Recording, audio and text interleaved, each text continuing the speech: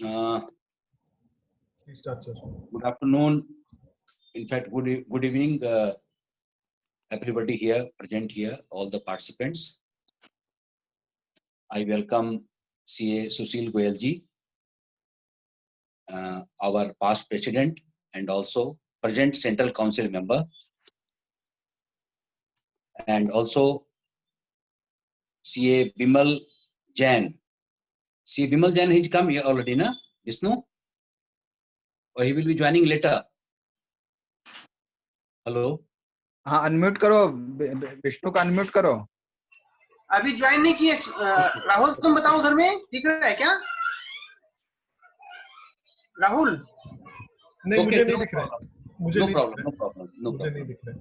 And I welcome on behalf of VIP Road Chartered Accountant Association all the participants in this webinar on various topics of GST.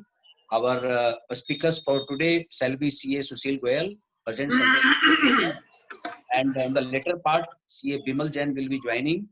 Mr. Sushil Goyal, CA Sushil Goyal shall be speaking on topics of advance ruling, and CA Bimal Jain shall be speaking on various judicial pronouncements and transfer. Now, for further proceedings, I hand over the proceedings to CA P.K. Tulsian to welcome the guest and also introduce them.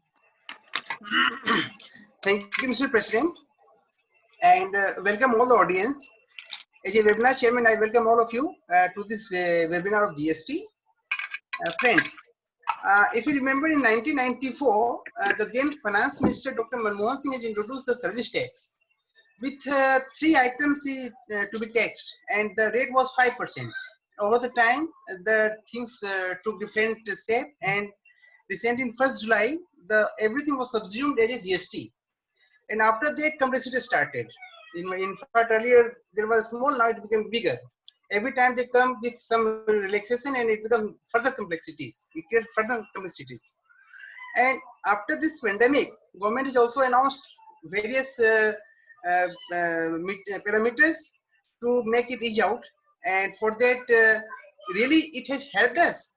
For this, we have with us 2 expert speakers. One is our own member, Sushil Goyal, who is the past president of VIP, and who is also sitting Central Council member. And another speaker is Sri Bimal Jain, he is from Delhi, and he is also doing some certified advanced GST courses, and he will explain on his own topic. And being a coordinator, Sushil Goyal, I take the privilege to introduce him first because he has to take the program ahead. See, Sushil Goyal is a fellow member of ICI. He is a commerce graduate from Tinsukia College of Dibrugarh University, Assam. Earlier, he has served as Regional Council member of the Institute of Chartered Accountants of India of ARC from the period 2007 to 13 in different capacity. He is regularly providing services in the field of service tax since 1997. He has also spoken on as a visiting faculty in Institute for Training in Central Excise, Custom and Service Tax Offices.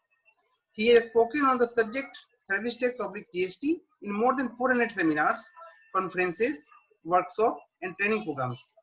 Apart from that, he has addressed the GST program through webcast, which has been watched online by almost 10,000 CS students across the country. He is actively taking part on a regular basis in the activity of almost all professional associations, professional social, where he has served in various capacity at different levels, including President of VIP Road Chartered Association in the year 2006 and 7. He is the trainer, he is the speaker, he is the author, he is the faculty, he gives the articles in the newsletters. He also gives a social contribution, and he also the traffic warden of Kolkata Police, Kolkata. It is very small introduction. We can't go in details, but yes, he is a multifaceted person. And now I request Sri Goyalji to take the proceedings ahead, moderate the programs, and be the first speaker and grace this webinar ahead. Thank you, sir. Welcome here. Over to Sushilji.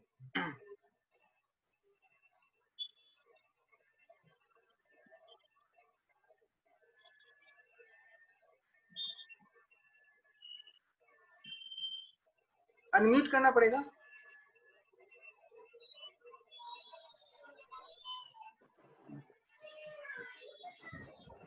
Yes, भैया, go ahead. We can hear you now. Yes, I can see Rajesh. I can see Rajesh Jalan. I can see Vishnu, all playing the role of host, and I am also playing the host of the this particular webcast organized by VIP Road Chartered Accountant Association. We have divided this entire webcast into two parts. First is the advance ruling. I have taken 3 advance ruling for discussion. In second part, Bimal Jain will discuss. He will discuss the ruling decisions given by the high courts. So I am looking after the advance ruling authorities, and he is looking after the high courts. So I have chosen 3 advance rulings, most discussed in the current time for today's discussion. And by the time I complete this, then the Bimal Jain will take over from there. So first and foremost, thanks to VIP Road Chartered Accountant Study Circle for giving me this opportunity, the platform from where I started my initial journey, speaking in service tax. A long back ago, almost 20 years now. But I always loved to speak from the platform of VIP Road Chartered Accountant Association. All of you can understand the reason for that. So now let me start the discussion. First discussion I have took is the aggregate turnover. Friends, aggregate turnover was the main point of discussion in the advance ruling of Karnataka Advance Ruling Authority in the case of Anil Kumar Agarwal. And aggregate turnover वो चीज है जो हमें सबसे पहले जाननी पड़ती है जीएसटी में, कि जो 20 लाख की टर्नओवर है जिसमें हमें रजिस्ट्रेशन लेना है, या अब 40 लाख की टर्नओवर जो ट्रेडर के लिए है, एक्सक्लूसिव ट्रेडर इन गुड्स के लिए है, वो हम कैसे पता करेंगे कि whether we have cross this turnover not. इसके लिए हमें पता करना पड़ता है एग्रीगेट टर्नओवर। और अब हम चलते हैं एग्रीगेट टर्नओवर में क्या क्या चीजें आती हैं, फिर हम डिस्कस करेंगे एडवांस रूलिंग अथॉरिटी ने क्या कहा। तो जीएसटी प्रोविजन अगर हम देखते हैं तो सेक्शन 26 में एग्रीगेट टर्नओवर को डिफाइन किया गया है, और एक छोटा सा डेफिनेशन कि क्या क्या चीजें एग्रीगेट टर्नओवर में इंक्लूड होती हैं और क्या क्या चीजें एग्रीगेट टर्नओवर से एक्सक्लूड होती हैं। तो चलिए मैं पिक्चोरियल प्रेजेंटेशन से आपको बताता हूं कि एग्रीगेट टर्नओवर में इंक्लूड क्या क्या होता है। एग्रीगेट टर्नओवर में सबसे पहले इंक्लूड होती है टैक्सेबल सप्लाईज, फिर एग्जम्प्ट सप्लाईज, और उसके बाद इंक्लूड होती है एक्सपोर्ट टर्नओवर, एंड लास्ट में होती है supplies between the distinct person. और उसमें से एक्सक्लूड होती है taxes and taxes paid on the value which is taxable under reverse charge. तो ये चीजें उससे एक्सक्लूड होती है। एक एक चीजें मैं डिस्कस करूंगा आपसे। तो हम सबसे पहले लेते हैं taxable supplies. Taxable supplies section 2108 में डिफाइन की गई है। Taxable supply means a supply of goods और services both which is leviable to tax. और शेड्यूल 3 की आइटम उससे बाहर हो जाती हैं, क्योंकि शेड्यूल 3 की आइटम पे कहा गया है कि एक्टिविटी और transactions which shall treated neither as a supply of goods nor as a supply of services. So ना ये supply of service में आती है ना goods में आती है, तो ये उससे बाहर हो जाती है। अब हम चलते हैं दूसरी आइटम पे जो है exempt supply. Exempt supply means supply of any goods or services of both which attract nil rate of tax, which is wholly exempt under section 11, and also includes non taxable supplies. तो अब एक एक चीज पे हम discuss करते हैं, ये 3 चीजें हैं क्या क्या।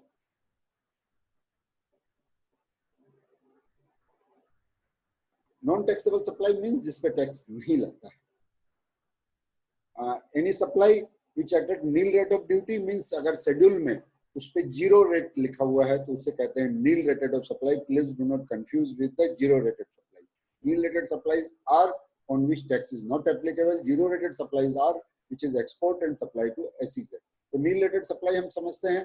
एग्जम्प्ट सप्लाई क्या है, जो नोटिफिकेशन 11 के द्वारा किसी नोटिफिकेशन में लिखा हुआ है कि इस आइटम पे टैक्स नहीं लगेगा, उसे एग्जम्प्ट सप्लाई कहते हैं। And not leviable to tax means कौन सी चीजें जो टैक्स के दायरे में आती ही नहीं है, वो होती हैं सबसे पहले petroleum product, alcohol, liquor for human consumption, securities, ये ऐसी चीजें हैं जो टैक्स के दायरे में आती नहीं है, तो उन पे टैक्स वो एग्रीगेट टर्नओवर में जोड़ी जाएंगी।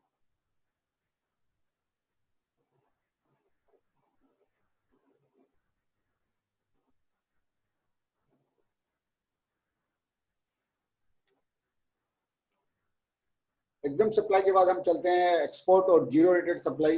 एक्सपोर्ट और zero rated supply means which is taken out of India in case of goods, and in case of services definition is given in section 2 subsection 6 of IGST Act. And last में supply between distinct person means one person having two different unit carrying two different registration, जो section 25 में define की गई है कि supply of goods और services और both person located in same और अदर स्टेट और union territory but under the same legal entity. Income tax purpose के लिए इसे हम ट्रांजैक्शन नहीं मानते, बट जीएसटी पर्पस के लिए इसे ट्रांजैक्शन माना जाता है। और सेम स्टेट में भी हम दो रजिस्ट्रेशन रख सकते हैं। तो ये प्रोविजन कहता है कि आपस में अगर हम कोई ट्रांजैक्शन करते हैं तो वो एग्रीगेट टर्नओवर का पार्ट होगी। और दो स्टेट में तो हमें दो रजिस्ट्रेशन रखना मैंडेटरी है, तो दो रजिस्ट्रेशन के बीच में जो ट्रांजैक्शन होंगी of same entity will also part of the aggregate turnover. और कुछ ट्रांजैक्शंस ऐसी भी होती हैं जिसमें कंसिडरेशन नहीं लगता, उसी में से एक ये ट्रांजैक्शन होती है जो हम एक ब्रांच से दूसरे ब्रांच में ट्रांजैक्शन करते हैं, वहां कंसिडरेशन पास ऑन नहीं भी होता है तो उसे सप्लाई माना जाएगा, टैक्सेबल सप्लाई माना जाएगा और वो एग्रीगेट टर्नओवर का पार्ट होंगे। अब हम चलते हैं उसमें क्या इंक्लूड नहीं होता। उसमें इंक्लूड नहीं होता टैक्सेस, बट वो टैक्स जो जीएसटी एक्ट में नहीं लगाए जाते हैं, जैसे central tax, state tax means common name जिसका सेंट्रल टैक्स का है, CGST, SGST, UTGST, IGST and cess. जो जीएसटी एक्ट के तहत लगाए गए टैक्स हैं वो उसमें इंक्लूड नहीं होंगे, लेकिन अगर किसी और एक्ट में कोई टैक्स लगाया गया है तो वो उसमें इंक्लूड होगा। और लास्ट में वो सप्लाई जिसमें हम रिवर्स चार्ज में टैक्स देते हैं, हालांकि हम उसमें टैक्स दे रहे हैं लेकिन वो हमारी एग्रीगेट टर्नओवर का हिस्सा नहीं होंगी। जो सेक्शन 9(3) और 9(4) में रिवर्स चार्ज लगता है एंड वो हमारे कैलकुलेशन में नहीं आएगा। तो ये बेसिक डिस्कशन मैंने किया कि एग्रीगेट टर्नओवर में क्या चीजें आनी चाहिए और क्या चीजें नहीं आनी चाहिए। अब हम इस डिस्कशन को आगे बढ़ाते हैं, एडवांस रूलिंग अथॉरिटी पे चलते हैं, उसमें क्या क्या चीजें उन्होंने ली, किस प्रकार ये डिस्कशन हुआ। और मैं बताना चाहूंगा आपको, अगर आप इस एडवांस रूलिंग अथॉरिटी को पढ़ते हैं तो आप पाएंगे इसमें बहुत छोटी छोटी बारीक चीजें छूट गई हैं। मेरा अनुरोध है, मैं बात लास्ट में लेता हूं कि मैं क्या चाहता हूं सरकार से। सो क्वेश्चन बिफोर अथॉरिटी क्या था, एडवांस रूलिंग अथॉरिटी के पहले सामने सवाल था कि mister Anil Kumar Agrawal is an unregistered person and उसके पास बहुत तरह की इनकम आती है। वो जानना चाहता है कि उसकी एग्रीगेट टर्नओवर रजिस्ट्रेशन लेने के लिए कितनी होगी, कौन सी चीजें उसके एग्रीगेट टर्नओवर में ऐड की जाएंगी और कौन सी चीजें उनके एग्रीगेट टर्नओवर से बाहर रखी जाएंगी। एडवांस रूलिंग अथॉरिटी ने जो सबसे महत्वपूर्ण बात की इसमें कि उसने कहा कि हम सबसे पहले देखेंगे सेक्शन 7(1)(a) और सेक्शन 7(1)(a) की कंडीशन अगर कोई चीज फुलफिल करती है, सेक्शन 7(1) के हिसाब से ही हम ये पता लगाएंगे कि कौन सी चीज एग्रीगेट टर्नओवर में आनी चाहिए और कौन सी चीज एग्रीगेट टर्नओवर में नहीं आनी चाहिए। तो सबसे पहले उन्होंने कहा कि सप्लाई होनी चाहिए। वो अगर वो सप्लाई नहीं होती तो वो एग्रीगेट टर्नओवर का हिस्सा नहीं बनेगी। दूसरी बात उन्होंने कही, must be for a consideration. Schedule 1 के आइटम को छोड़ के कंसिडरेशन होना भी जरूरी है। अगर कंसिडरेशन नहीं होता तो भी वो एग्रीगेट टर्नओवर का हिस्सा नहीं होंगी। और तीसरी बात थी the course of furtherance of business. वो ट्रांजैक्शन बिजनेस से रिलेटेड होनी चाहिए। अगर वो ट्रांजैक्शन बिजनेस से रिलेटेड नहीं होती है तो उसे बिजनेस नहीं कंसिडर किया जाएगा, तो वो एग्रीगेट टर्नओवर में नहीं आएंगे। अब हम आगे चलते हैं। ये डेफिनेशन जो गुड्स का मैं आपको दिखा रहा हूं,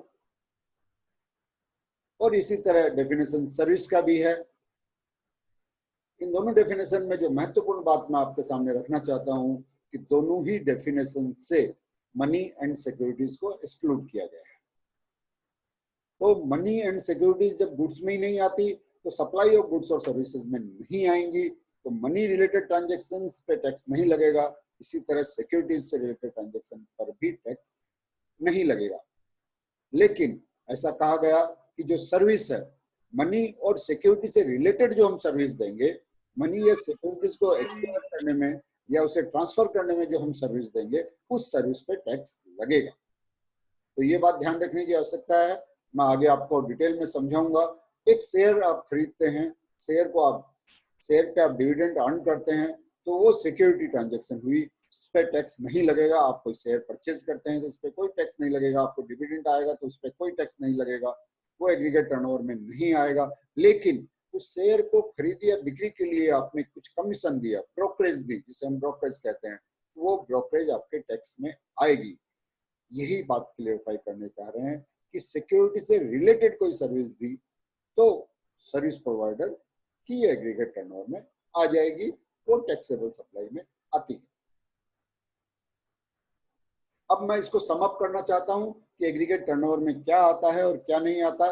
it should be qualify as supply. सबसे पहले वो सप्लाई होनी चाहिए। शेड्यूल 3 की आइटम नहीं होनी चाहिए, जैसे सैलरी वगैरह हैं, ये उसकी आइटम नहीं होनी चाहिए। चौथी, it should not be money और सिक्योरिटी, क्योंकि गुड्स और सर्विस दोनों से उसे बाहर कर दिया गया है। और चौथी बात, it should be for consideration except schedule 1 items, and last में it must be covered in the definition of business. तो जब तक ये 6 बात का हम ध्यान रखेंगे, हम आसानी से एग्रीगेट टर्नओवर का पता लगा सकते हैं।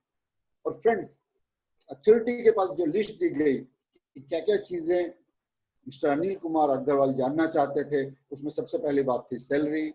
As director from private limited company, partnership firm से जो सैलरी मिलती है, पार्टनरशिप कैपिटल पे जो इंटरेस्ट मिलता है, partnership capital fixed, partnership capital variable, interest received on loan, जो इंटरेस्ट उस पे मिलेगा, एडवांसेस अगर आपने दिया है तो उस पे जो इंटरेस्ट मिलेगा, interest accumulated along with deposit और फिक्स्ड डिपॉजिट इंटरेस्ट, उस पे जो इंटरेस्ट आता है उस पे क्या होगा, interest received on deposit and fixed deposit. First वाला एक्यूमुलेटेड इंटरेस्ट था, ये रिसीव्ड इंटरेस्ट है।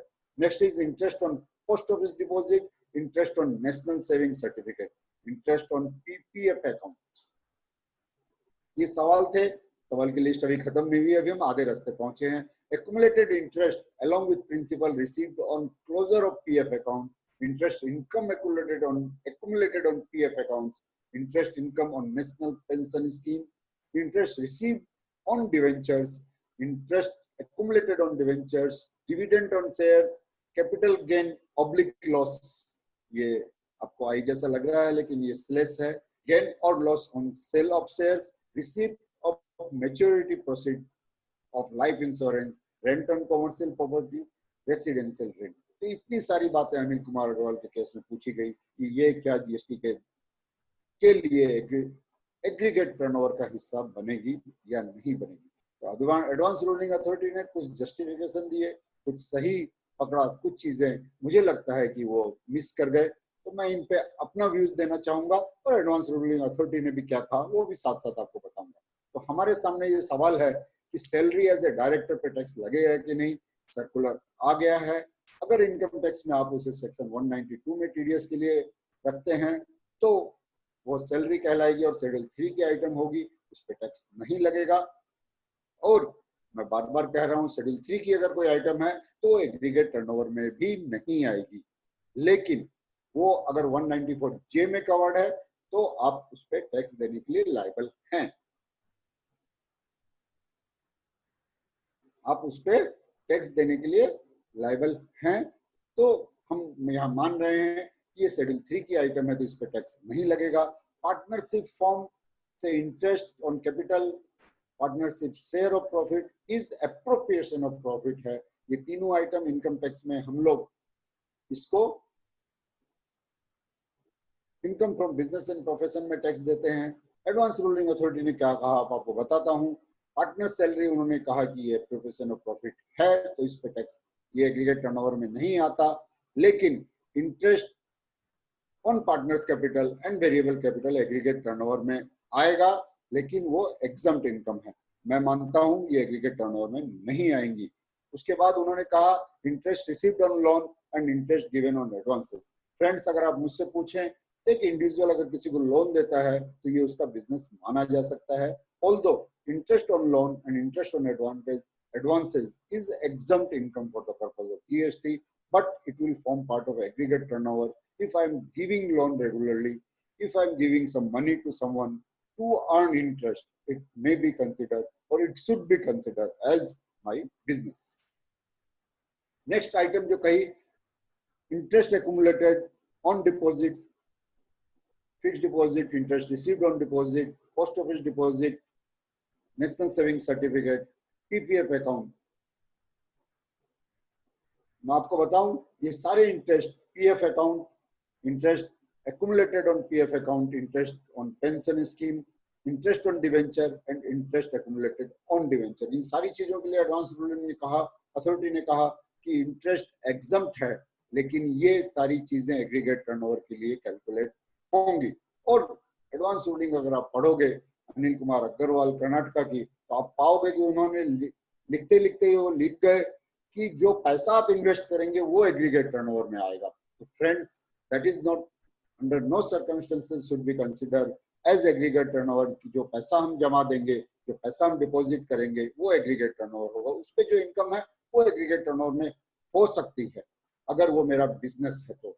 लेकिन एक इंडिविजुअल अगर पीएफ में पैसा जमा करता है, पीपीएफ में पैसा जमा करता है, नेशनल सेविंग सर्टिफिकेट लेता है, तो ये उसका बिजनेस नहीं कहलाया जा सकता। लेकिन अगर ये पार्टनरशिप फॉर्म और कंपनी करती तो ये बिजनेस का पार्ट होगी और ये एग्रीगेट टर्नओवर में आएगी। अब हम आते हैं इंटरेस्ट ऑन डिवेंचर और इंटरेस्ट एक्यूमुलेटेड ऑन डिवेंचर्स।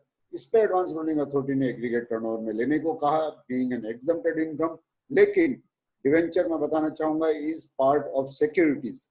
जो डेफिनेशन सिक्योरिटीज का दिया गया है फॉर जीएसटी पर्पज, उसमें डिवेंचर बिल्कुल कवर्ड है।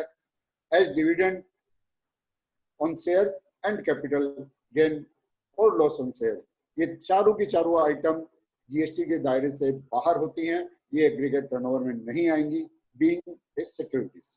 तो ये आपको ध्यान रखने की आवश्यकता है। Receipt of life maturity proceeding of life insurance policy, ये एग्रीगेट टर्नओवर में नहीं आएगी, एडवांस रूलिंग अथॉरिटी ने भी कहा और हम इसे मानते हैं कि एग्रीगेट टर्नओवर में नहीं आती। Rent on commercial properties and rent on residential properties, एक एग्जम्प्ट है रेसिडेंशियल प्रॉपर्टीज और कमर्शियल प्रॉपर्टी का रेंट टैक्सेबल है। तो ये भी एडवांस रूलिंग अथॉरिटी ने कहा ये दोनों एग्रीगेट टर्नओवर में आएंगी और हम इसे मानते हैं कि एग्रीगेट टर्नओवर में आएंगी। तो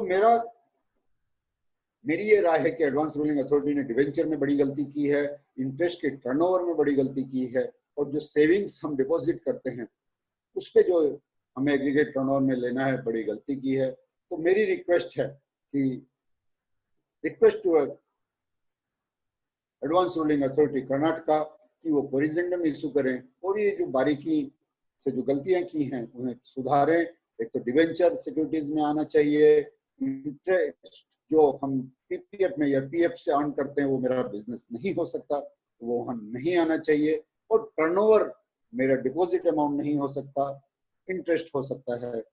request to GST council issue a circular clarifying all this issue कि इसमें क्या आता है और क्या नहीं आता है। सो ये चीजें जीवन भर के लिए शांत हो जाएं, हमें बार बार एडवांस रूलिंग अथॉरिटी के पास नहीं जाना पड़े कि एग्रीगेट टर्नओवर में क्या आता है और क्या नहीं आता है। इसकी बड़ी समस्या का रीजन ये है और आपसे ये रिक्वेस्ट है कि 2 बार डिसाइड करें कि क्या उसमें आता है या नहीं आता है। इसका बड़ा रीजन ये है कि आज अगर आपने सोचा कि मेरी टर्नओवर 2 एग्रीगेट टर्नओवर का पार्ट नहीं है और 20 लाख से कम है और आपने टैक्स नहीं दिया, लेकिन अगर एडवांस रूलिंग अथॉरिटी या कल अथॉरिटी ने ये पाया कि आपकी टर्नओवर 20 करोड़ से ज्यादा है एग्रीगेट टर्नओवर और आपको टैक्स देना था, तो आपको 5 साल का पुराना टैक्स देना पड़ सकता है।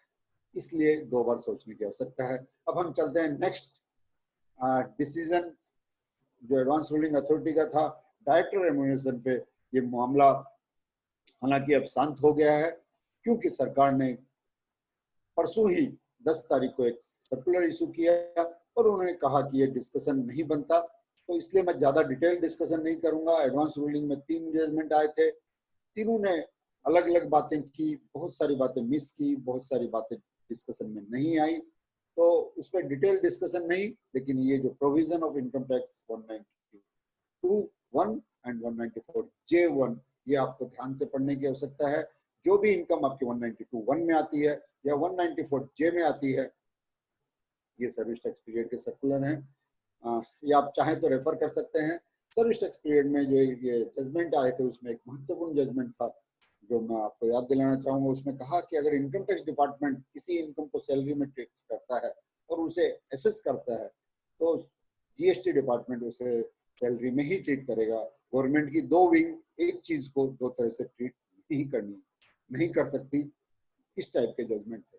तो डायरेक्टर रेम्यूनरेशन में अभी ये जो नोटिफिकेशन 13/2017 जो रिवर्स चार्ज के लिए है, उसमें इंडिपेंडेंट डायरेक्टर्स और जो director as a employee consider नहीं किए जाते वही इसमें आएंगे, न कि जो डायरेक्टर शेड्यूल 3 में कवर्ड हैं एज एम्प्लॉयर एंड एम्प्लॉइज, वो इसमें नहीं आएंगे। एल्कॉन में डिसीजन था, एल्कॉन में एडवांस रूलिंग अथॉरिटी से पूछा गया था कि हमें 9(3) में रिवर्स चार्ज में देना है कि नहीं। क्ले क्राफ्ट में भी सेम क्वेश्चंस थे, उन्होंने बोला कि ये एक सर्विस है, गलत डिसीजन था। वो ब्लैंकली उन्होंने कहा कि director is giving a service, so it is covered under reverse charge mechanism. और इसी तरह अनिल कुमार अग्रवाल में भी ये कहा गया कि executive director, non executive director, मैं ऐसा मानता हूँ, कुछ लोगों का ऐसा भी कहना है, मैं लास्ट एक बात बोलना चाहूंगा, कुछ लोगों का ऐसा भी कहना है कि part time director, full time director, friends, part time employee भी एम्प्लॉय ही कहलाता है। तो पार्ट टाइम अगर कोई एम्प्लॉय है उसको अगर हम सैलरी देते हैं तो उस पर जीएसटी की कोई लाइबिलिटी नहीं है। इसी तरह director can be a part time director in one company and part time in other company. तो one director can be an executive director for company a as well as company B, but I don't know whether there is some restriction in Companies Act whether one person can draw director remuneration from 2 companies as a salary, whether companies law debarred it, I don't know, so I'm not commenting on this. But if you ask me, my understanding, then GST is not payable on the salaries, and it may be a part-time director drawing salaries.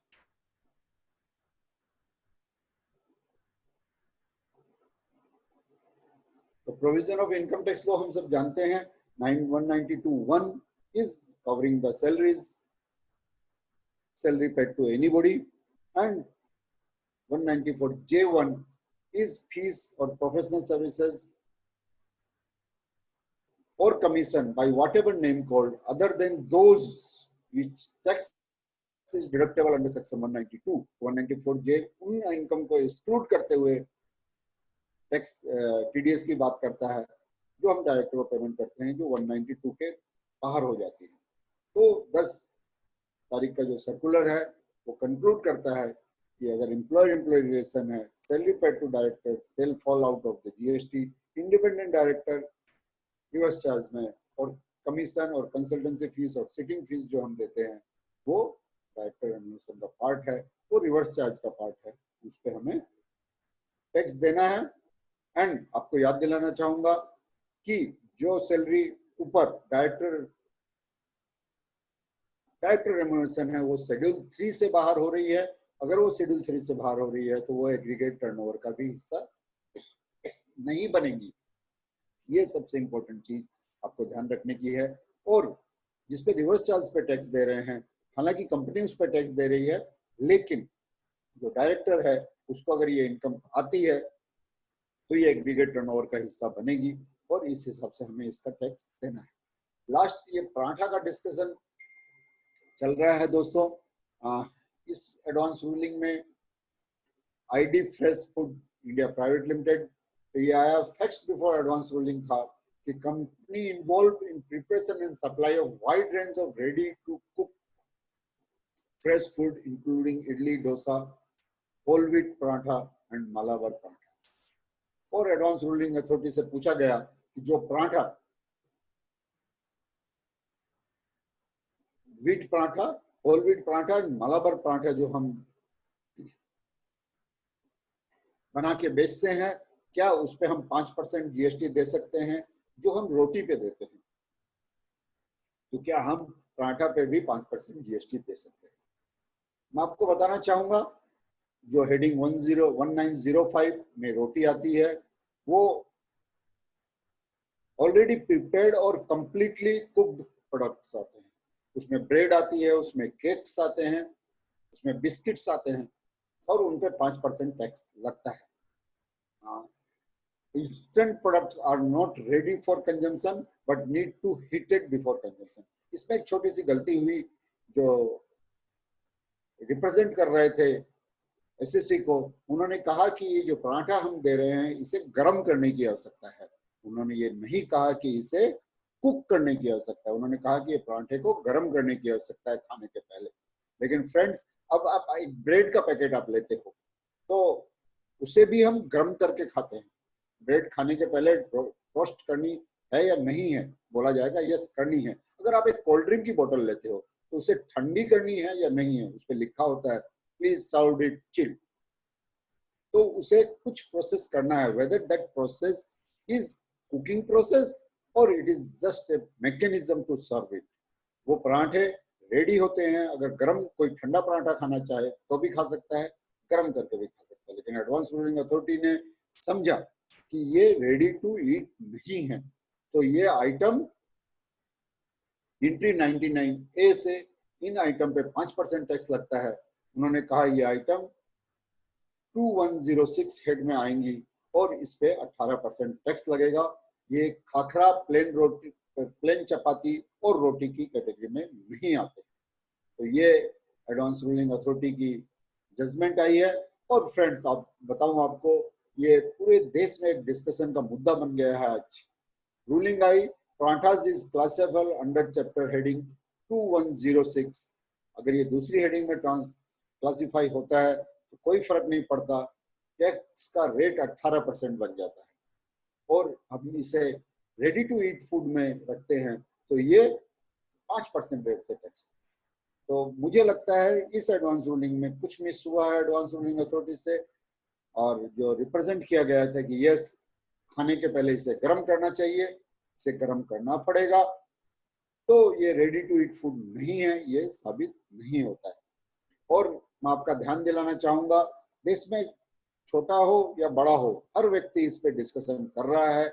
Anand Mahindra साहब ने tweet किया और मैं tweet पढ़ के सुनाना चाहूंगा इस पराठे का जो डिस्कशन 18% का, with all other challenges the country is facing, it make you wonder if we should have worrying about the existential crisis for the paratha.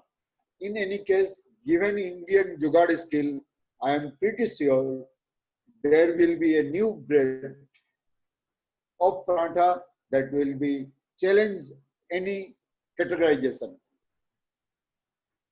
A new breed of parotis, sorry, not parathas. He said, अब हम इसको parotis के नाम से नया नाम दे देंगे और हम इसे 5% से टैक्स देते रहेंगे। देश में कुछ ऐसा होने वाला है तो सुन के हंसने पर है, क्योंकि एडवांस रूलिंग अथॉरिटी डिसीजन देने के पहले 2 बार विचार नहीं करती। मेरे उनसे रिक्वेस्ट है कि please advance ruling authority should become more serious.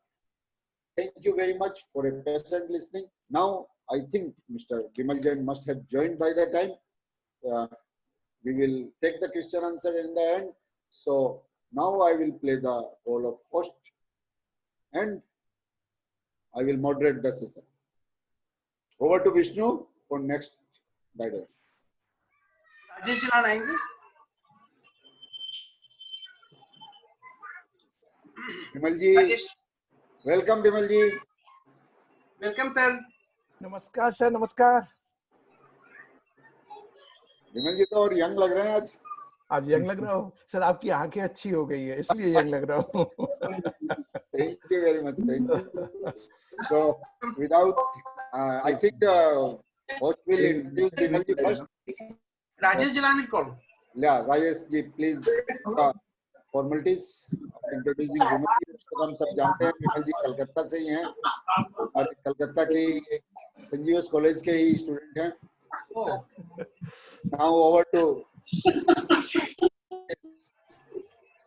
हाँ, thank you sir, thank you Sushil भैया। Bimal Jain or other speaker is already joined.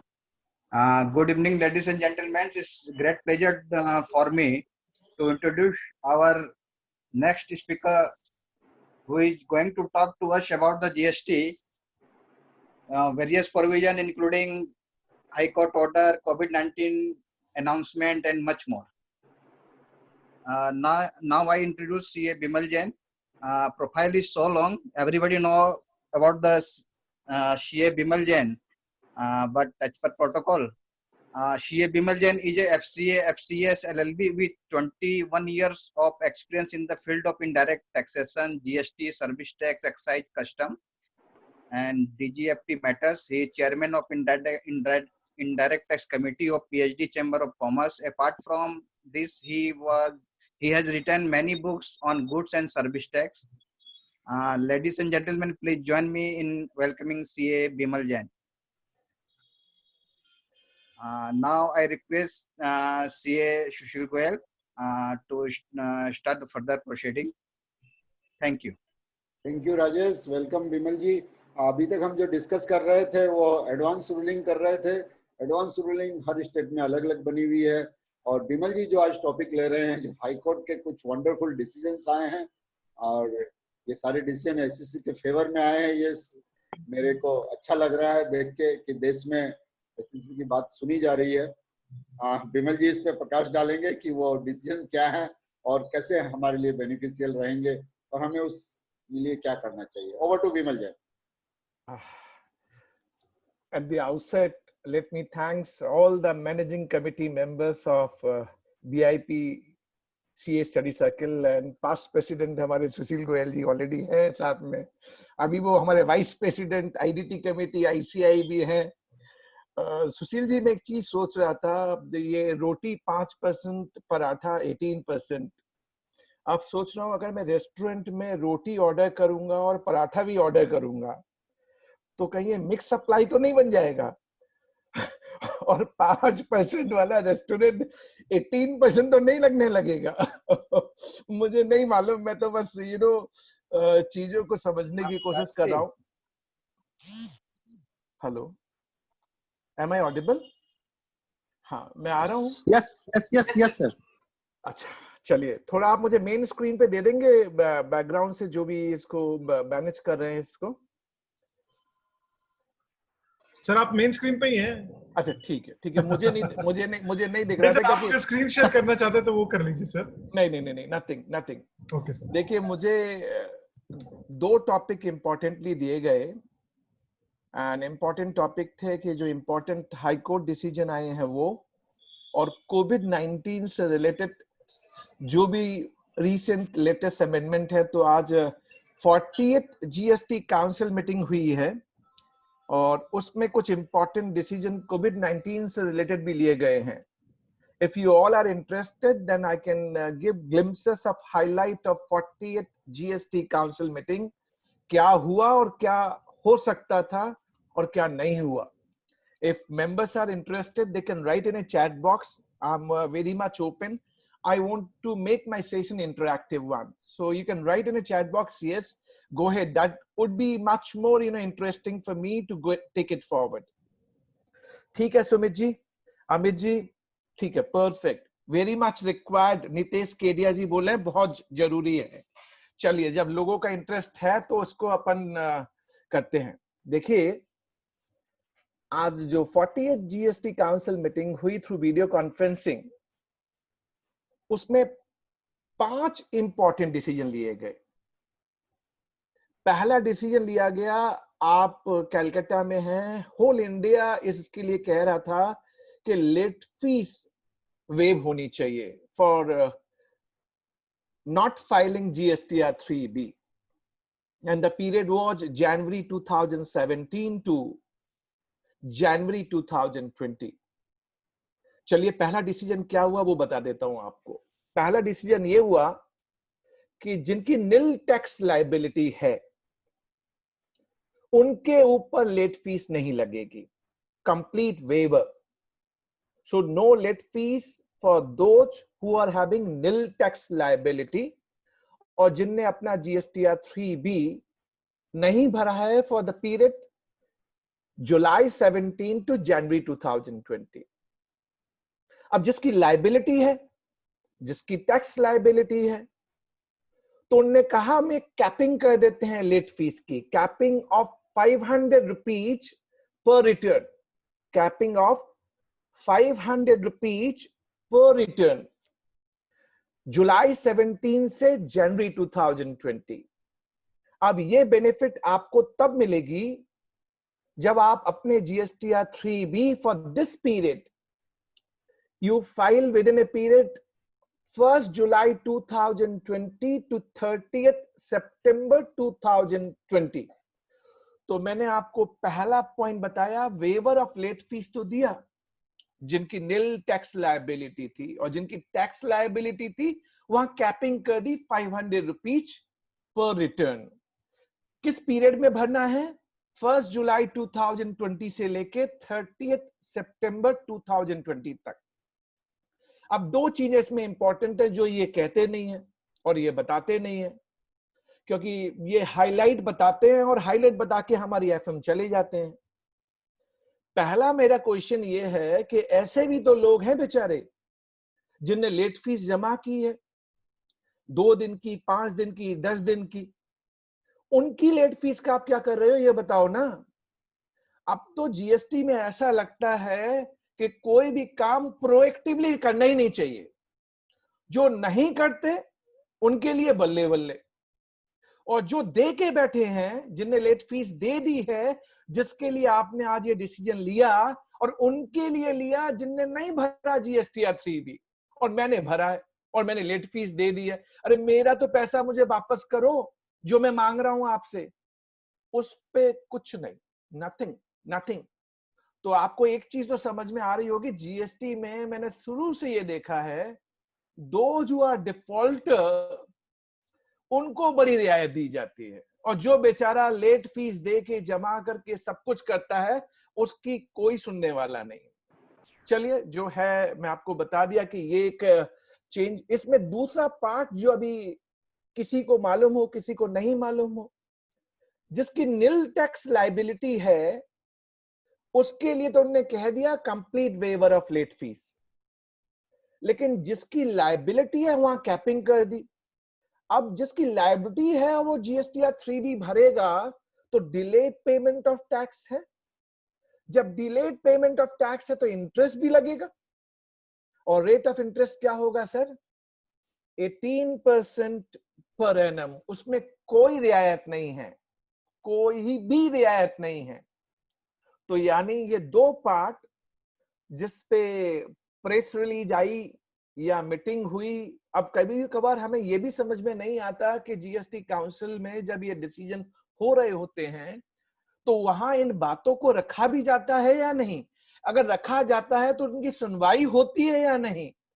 आप एक ईज ऑफ बिजनेस के लिए आपने एक डिसीजन ले लिया, और दूसरा आप एकदम साइलेंट मोड पे खड़े हुए हैं। I think something, some gap, and this gap need to be filled up. पहला पार्ट। दूसरा पार्ट, स्मॉल टैक्स पेयर को एक रिलीफ दी है मैडम ने। जैसे अगर आप लोगों ने प्रेस कॉन्फ्रेंस देखी हो, वैसे मुझे नहीं लगता कि बहुतों ने देखी होगी, मैं उनको सुन रहा था और मैंने अपना YouTube चैनल पे ऑलरेडी हाइलाइट्स बना के डाल भी दिए हैं, आप देखिएगा और समझने की कोशिश कीजिएगा। अब देखिए दूसरा डिसीजन क्या लिया गया। दूसरा डिसीजन ये लिया गया कि जो स्मॉल टैक्स पेयर हैं और ड्यूरिंग कोविड-19 टाइम पीरियड, कोविड-19 का टाइम पीरियड अगर आपको याद हो, नोटिफिकेशन आए थे for February, March and April. for small taxpayer whose aggregate turnover is up to 5 crore in a preceding financial year. तो क्या आया था आपको मैं याद दिलाऊं, दो कैटेगरी बना दी थी उनने। एक कैटेगरी बनाई जो 1.5 करोड़ से 5 करोड़ के बीच आते हैं, और एक कैटेगरी बनाई जो अप टू 1.5 करोड़ है। और उन्होंने कहा था कि जो 1.5 करोड़ से 5 करोड़ के बीच आते हैं, वो अगर फरवरी और मार्च का जीएसटीआर 3B बाई 29 जून भरेंगे और अप्रैल का 30 जून भरेंगे तो इंटरेस्ट निल रहेगा और लेट फीस नहीं लगेगी। और जो अप टू 1.5 करोड़ थे उनके लिए उन्होंने क्या कहा था कि फरवरी की रिटर्न अगर आप 30 जून भरते हैं, मार्च की 3 जुलाई को भरते हैं और अप्रैल की 6 जुलाई को भरते हैं तो इंटरेस्ट निल रहेगा और लेट फीस भी नहीं लगेगी। अब एक रियायत आज अनाउंस्ड की उनने कहा अगर 6 जुलाई के बाद भी अगर आप ये रिटर्न भरते हैं, जो मैंने फरवरी, मार्च और अप्रैल की बात की, only for small tax pair whose aggregate turnover is up to 5 crore in a preceding financial year, अगर वो 6 जुलाई के बाद भरते हैं अप टू 30 सितंबर 2020, यानी 6 जुलाई से लेके 30 सितंबर का पीरियड, तो जो इंटरेस्ट है वो लगेगा, लेकिन रेट ऑफ इंटरेस्ट को उन्हें रिलैक्स कर दिया from 18% to 9%. So there's a relaxation in rate of interest from 18% to 9% per annum, provided you file your 3B for February, March and April beyond 6 July, but by 30th September 2020. Second part. Third decision इन्होंने क्या लिया? Third decision लिया जो मई, June, जुलाई उसका 3B भी आपको भरना है, तो वहां उनने से एक अच्छा डिसीजन लिया है जिसको आप नोट भी कर लें कि आपको कोई भी लेट फीस नहीं देनी है, no late fees and no interest. So दोनों बातें कह दी मैंने, no interest, no late fees for the period May, June, July. By 30 सितंबर तक अगर आप भरते हैं, 30 सितंबर 2020 तक, एक स्टैगर डेट आएंगी जिसको नोटिफाई किया जाएगा। अभी तक नोटिफाई जो प्रेस रिलीज कहती है मई, जून, जुलाई के लिए स्टैगर डेट आएंगी, and if it is being filed by 30 सितंबर 2020 तो आपके ऊपर no interest, no late fees. So this is for the period May, June, July, only for small taxpayer whose aggregate turnover is up to 5 crore. तो यानी 3 important decision मैंने आपको बता दिया। अब चौथा इंपॉर्टेंट डिसीजन आपको मालूम है कि 39 जीएसटी काउंसिल मीटिंग हुई थी 14 मार्च 2020 को, और ये डिसीजन मैं आपसे इसलिए डिस्कस कर रहा हूं कि एक मीटिंग के अंदर एक ही टॉपिक पे 2 बार डिस्कशन होते हैं, यानी गवर्नमेंट साइड पे मुझे कोई अकाउंटेबिलिटी और रिस्पॉन्सिबिलिटी समझ में नहीं आती, और आज तक समझ में नहीं आई, और तभी मुझे लगता है कि जीएसटी कभी गुड एंड सिंपल टैक्स नहीं बन पा रहा। देखिए 14 मार्च 2020 39 जीएसटी काउंसिल मीटिंग में क्या डिसीजन हुआ था, इफ अगर आपका रजिस्ट्रेशन नंबर कैंसिल हो गया है तो आपको वन टाइम एक रिलीफ मेजर दिया जाएगा कि आप रिवोकेशन एप्लीकेशन लगा सकते हैं। तो उस मीटिंग में यह तय हुआ था टिल 14 मार्च 2020 तक जिनके भी रजिस्ट्रेशन नंबर कैंसिल हो गए हैं और वो आगे बिजनेस करना चाहते हैं, उसी रजिस्ट्रेशन नंबर पे काम करना चाहते हैं, तो वो अपना रिवोकेशन एप्लीकेशन फाइल कर देंगे as a one time measure till 30th June 2020, till 30th June 2020। मैं वेट कर रहा था भाई ये प्रोविजन आएगा, चेंज होंगे। कई लोग पीछे थे कि भाई सर मेरा कैंसिलेशन हो गया है, मैं करेक्ट करना चाहता हूं। पर अल्टीमेटली क्या हुआ मालूम है? इस मीटिंग में 40th GST council meeting on 12th June 2020 on same subject matter, पहले डिसाइड क्या किया वो बताता हूं पहले आपको। इन्हें डिसाइड ये किया कि जिनके registration number as on 12th June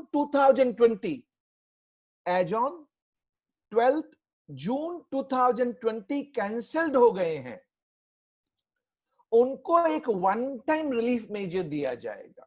one time relief major कि वो अपना रिवोकेशन एप्लीकेशन 30th September 2020 तक लगा दें। आप देखिए 39th GST काउंसिल मीटिंग का मैंने आपको बताया उन्होंने क्या डिसाइड किया था। अब 40th GST काउंसिल मीटिंग में एक नया कि टिल 12th जून, पहले वो 14th मार्च था, कब तक 30th जून था, अब 30th सितंबर कर दिया। सुनने में अच्छा लगता है, लेकिन क्या गलत लगता है कि जब आप जीएसटी काउंसिल मीटिंग में कोई चीज डिसाइड करते हैं, उसको आप ही इंप्लीमेंट नहीं करते, उसको आप ही फॉलो नहीं करते, और आप टैक्स पेयर को ऑलवेज क्या कहते हैं कि आप ईज ऑफ बिजनेस कर रहे हैं। आई am not finding the real mindset जो होना चाहिए। That mindset is missing, totally and completely missing. And ये चीज मैंने आपको इसलिए बताई कि जब being FM who is the chairman of GST council meeting and all the state finance minister, those who are sitting as a member of GST council, my only humble submission would be, are they not accountable like taxpayer are accountable and responsible? You want us to act on time, otherwise late fees. Who is going to penalize you guys? Maybe bureaucrat, maybe the tax officials, they are managing the show. They should go back and make their accountability before these, chairman and the members of GST council, and tell them that we could not implement the provision. Who is accountable? I'm being taxpayer not accountable, and they are not doing. And in succeeding meeting, again the same decision. मुझे तो कई बार ये लगता है कि इन्हें याद भी होता है या नहीं होता कि पिछली बार हमने इसी टॉपिक पे बात की थी। अब ऐसा, अब मैं पूछूं किसी ऑफिसर से, भाई तूने ये काम क्यों नहीं किया? देखिए, law is on governance. Governance can not be only for the tax payer, it should be for the tax officer as well, it should be for the tax administrator as well, it is for the tax legislator as well. Then only we can see the real fruits of good and simple tax. But sir, chal raha hai, but these approach are not good in case we want to pass on good message, the lovely message which we all are looking for. Now having said that, now अब मैं आपके पास एक और decision पे आऊंगा, लेकिन दो चीजें कनेक्टेड है, मैं करूंगा आपके साथ। एक चीज कनेक्टेड जो पहले मैं कर लूं, फिर आपके साथ केस स्टडी, दो केस स्टडी करूंगा। होपफुली वो दो केस स्टडी आपको इस जीएसटी काउंसिल मीटिंग के साथ भी बहुत इंटरेस्टिंग लगेंगी। पहला पार्ट देखिए, finance bill 2020 which is now Finance Act 2020, which is now Finance Act 2020, उसमें सीजीएसटी, आईजीएसटी से रिलेटेड, यूटीजीएसटी से रिलेटेड कई प्रोविजन प्रपोज किए गए थे कि चेंज होंगे। कई प्रोविजन प्रपोज थे कि चेंज होंगे। फाइनेंस बिल पास हो गया, फाइनेंस एक्ट बन गया, पर जीएसटी से रिलेटेड जितने भी चेंजेस प्रपोज किए गए थे, जो अभी फाइनेंस एक्ट का पार्ट है, that will be implemented from a date to be notified, from a date to be notified. अब इनने इस 40th GST काउंसिल मीटिंग में एक डिसीजन लिया और उन्होंने कहा that date would be 30th June 2020. So जो CGST एक्ट में चेंज होने थे, जो IGST एक्ट में चेंज होने थे, उनकी इफेक्टिव डेट होगी 30 जून 2020। अब मैं इसमें एक ड्रामा बताऊं आपको, जिससे आपको ड्रामा समझ में आए, और ड्रामा समझना बहुत जरूरी है। देखिए, मेरा ट्रैन 1 का भी हाई कोर्ट डिसीजन के ऊपर भी मुझे सब्जेक्ट मैटर दिया गया, तो मैं इसको कनेक्ट करता हूं इस डिसीजन के साथ। I am connecting with this decision which is taken कि 30 जून होगी। देखिए, ट्रैन 1 का इशू क्या था? मेरी प्री जीएसटी की क्रेडिट मैं जीएसटी में लेना चाहता हूं। मुझे सेक्शन 140 सबसेक्शन 1 एक गाइडिंग प्रिंसिपल के रूप में दे दिया गया। मुझे बता दिया कि भाई आपको ये प्रोविजन फॉलो करने हैं। ट्रैन 1 हमें भरना था, और ट्रैन 1 भरने के लिए उन्हें by way of rule 117 time period prescribe किया। टाइम पीरियड, जब सेक्शन 140 आप देखेंगे ना, तो उसमें कहा था in such manner as may be prescribe. उसमें यह नहीं लिखा था in such time and manner as prescribe. तो दो बातें आ गई। अगर लॉ में यह लिखा होता इन सच टाइम, तो टाइम की बात होती है। इन सच मैनर यानी प्रोसीजर की बात होती है। दो बातें अलग अलग है, अलग अलग है। लॉ में ये तो था in such manner as prescribed, पर लॉ में ये नहीं था in such time period as prescribed. अब मैं आपको बताऊं, जब ट्रैन 1 भरने की डेट रूल 117 के जरिए प्रिस्क्राइब्ड हुई, पहले 90 days further extended, last date was 27 December 2017। हम सभी को मालूम है बहुत से टैक्स पेयर ट्रैन 1 भर पाए, बहुत से नहीं भर पाए। प्रॉब्लम ये थी सिस्टम ग्लिचेस। सिस्टम में इतनी कमियां थी कि वो अपना ट्रैन 1 नहीं भर पाए। अब इशू यही है कि अगर आप ट्रैन 1 नहीं भर पाए, तो आपको प्री जीएसटी की क्रेडिट मिलेगी या नहीं मिलेगी? देखिए, डाइवर्जेंट रूलिंग आ रही है। सुशील जी ने अभी एक बात कही थी कि हाई कोर्ट अब हमारी बात सुन रहा है, हाई कोर्ट हमारी बात मान रहा है। पर विडंबना यह है कि एक हाई कोर्ट हां बोलता है और एक हाई कोर्ट ना बोलता है। मैं इसी टॉपिक को ले लेता हूं। In the case of brand equity treaties private limited, honourable Delhi high court ने अभी रिसेंट एक जजमेंट दिया, and the judgment was very good judgment, laudable for the tax payer. Tax payer के एडवांटेज में था, टैक्स पेयर को benefit कर रहा था। और वो जजमेंट क्या था? वो जजमेंट ये कहता था कि जो रूल 117 में जो टाइम पीरियड प्रिस्क्राइब किया गया है, एक्ट में नहीं है। सेक्शन 140 सबसेक्शन 1 में टाइम पीरियड नहीं है। और मैंने आपको बता दिया था, दो बातें थी, in such manner as prescribe, in such time period as prescribe. In such time period नहीं था, in such manner as prescribe. Manner का मतलब टाइम नहीं होता, मैनर का मतलब होता है प्रोसीजर, कि आप क्रेडिट कैसे लेंगे। बट रूल 117 में आपने टाइम पीरियड डाल दिया।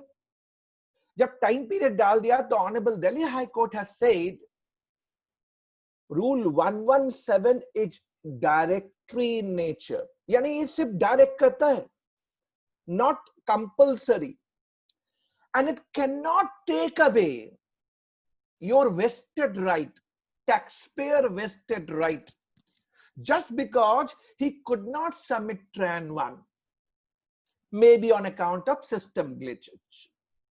But this right cannot be given in perpetuity. This right cannot be given in perpetuity. So what is being stated? They have followed the Limitation Act, Residue Clause of Limitation Act, and applied 3 years time period. 3 years time period from date of enactment of GST, which is July 1, 2017. 3 साल देने का मतलब last date हो गई 30th June 2020। ये तो Delhi high court ने एक और चीज कही कि rule 117 ultra vires, directory in nature, can not take away the vested right. फिर उनने कहा टैक्स अथॉरिटी को, रेवेन्यू को, कि आप इस जजमेंट को अपनी वेबसाइट पे डालिए, उन सारे टैक्स पेयर के पास भेजिए जिनको ट्रेन 1 जो नहीं भर पाए उनकी क्रेडिट लॉस नहीं होनी चाहिए। चलिए, एक पार्ट मैंने यहां सुनाया अभी आपको, अब इसको मैं कनेक्ट करूंगा आज आपके जो 48 जीएसटी काउंसिल मीटिंग में जो डिसीजन हुआ है उससे। आप मेरे साथ चलिए और समझिए किसी लॉ को कितने इंटरेस्टिंग वे में हम देखते हैं और कैसे पाते हैं। ब्रांड इक्विटी का जजमेंट आया, उससे पहले एक Nelco limited, Bombay high court का एक जजमेंट आया, division bench judgment. Bombay high court में भी यही इशू था कि वो tax payer Nelco limited TRAN 1 नहीं भर पाया था, लेकिन नैल्को इसलिए गया था बॉम्बे हाई कोर्ट में कि दे द रूल 117 सब rule 1A got inserted from 10th of September 2018। 10th of September 2018 से इस सब रूल को उसके अंदर डाला गया। इस रूल में यह था कि आपका कमिश्नर ट्रेन 1 भरने की डेट को एक्सटेंड कर सकता है प्रोवाइडेड आपका मैटर जीएसटी काउंसिल रिकमेंड करे, और जीएसटी काउंसिल तभी रिकमेंड करेगी जब बैकएंड से जीएसटीएन ये रिपोर्ट देगा कि इस टैक्स पेयर ने 27 दिसंबर 2017 या उससे पहले, ऑन और बिफोर, जीएसटीएन के कॉमन पोर्टल पे जाके ट्रेन 1 भरने की कोशिश की थी, but because of system glitches वो ट्रेन 1 नहीं भर पाया था। यानी जीएसटीएन बैकएंड से रिपोर्ट देगा कि इस टैक्स पेयर ने कोशिश की थी, सिस्टम ग्लिचेज की वजह से ये भर नहीं पाया। अब इस रिपोर्ट के बेसिस पे जीएसटी काउंसिल रिकमेंड करेगी, तभी कमिश्नर डेट बढ़ा सकता है, और वो लास्ट डेट थी 31 मार्च 2020। उसमें कई बार अमेंडमेंट हुए और डेट हो गई 31 मार्च 2020।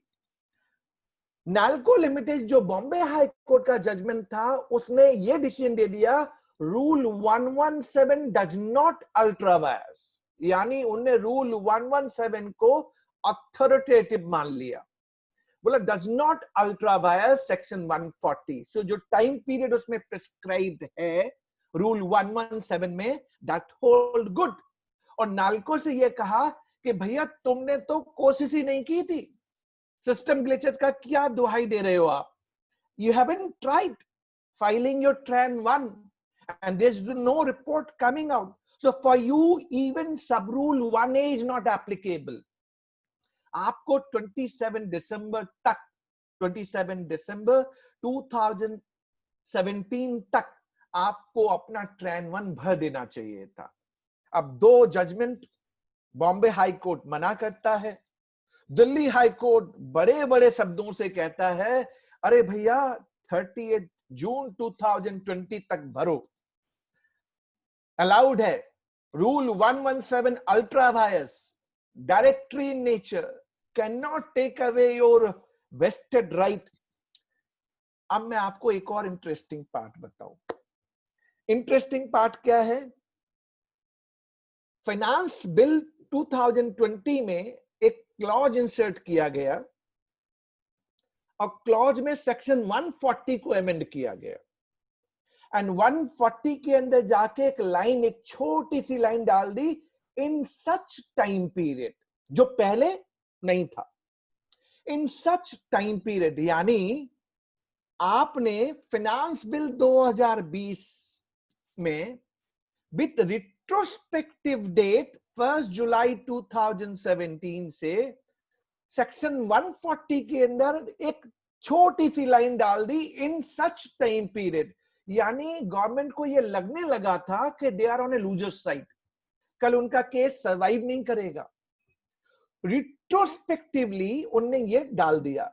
अब देखिए, क्लॉज डाल दिया, फाइनेंस बिल पास भी हो गया, फाइनेंस एक्ट 2020 है आज की डेट में, पर मैंने आपको बताया ना जीएसटी रिलेटेड चेंजेस इन लोगों ने नहीं किए थे। It is from a date to be notified. अब जैसे brand equity Delhi high court का जजमेंट आ गया, अब इनके पांव के नीचे से जमीन से रखने लगी। उनने बोला अरे फाइनेंस बिल में हमने ये क्लॉज डाला है, अब दिल्ली हाई कोर्ट का जजमेंट आ गया, अगर ये फाइनेंस एक्ट का जो क्लॉज है इसको अगर हम इंप्लीमेंट नहीं करेंगे तो सुप्रीम कोर्ट में हम जीत ही नहीं सकते। तो हमें सुप्रीम कोर्ट में एसएलपी फाइल करनी है against Delhi high court judgment. तो सबसे पहले तो इस क्लॉज को नोटिफाई कर दो। तो 18 मई 2020 को इन महारथी लोगों ने इस पर्टिकुलर एक क्लॉज को, only this clause, they have notified, and that is applicable with retrospective date 1st July 2017, और अब SLP फाइल कर दी। SLP got admitted, SLP file कर दी। अब मैं आपको क्या बताना चाह रहा हूं, मैंने सारा डिस्कशन, सारा बैकग्राउंड आपको क्यों दिया, मैं ये बताना चाह रहा हूं कि जीएसटी में, सीजीएसटी और आईजीएसटी एक्ट में और भी चेंजेस थे, सिर्फ अकेला ये ट्रांजिशन क्रेडिट का चेंज नहीं था। उनको आपने अभी तक नोटिफाई नहीं किया है, लेकिन ट्रैन 1 ट्रांजिशनल क्रेडिट, उसको आपने इंडिविजुअली नोटिफाई कर दिया। पर्पज इज कि एसएलपी सुप्रीम कोर्ट में फाइल करनी है। मुझे नहीं समझ में आता। And that too retrospectively from 1st July 2017। अब आप इस गवर्नमेंट की मंशा को समझ सकते हैं। Are they interested, are they looking for providing ease of business? अब मैं आपको थोड़ा सा बैकग्राउंड और थोड़ा दे देता हूं, फिर इस टॉपिक को कंक्लूड करूंगा। अब जितने भी जीएसटी रिलेटेड चेंजेस सीजीएसटी में या आईजीएसटी में आने हैं, अब उनने कह दिया है that would be notified from 30th June 2020।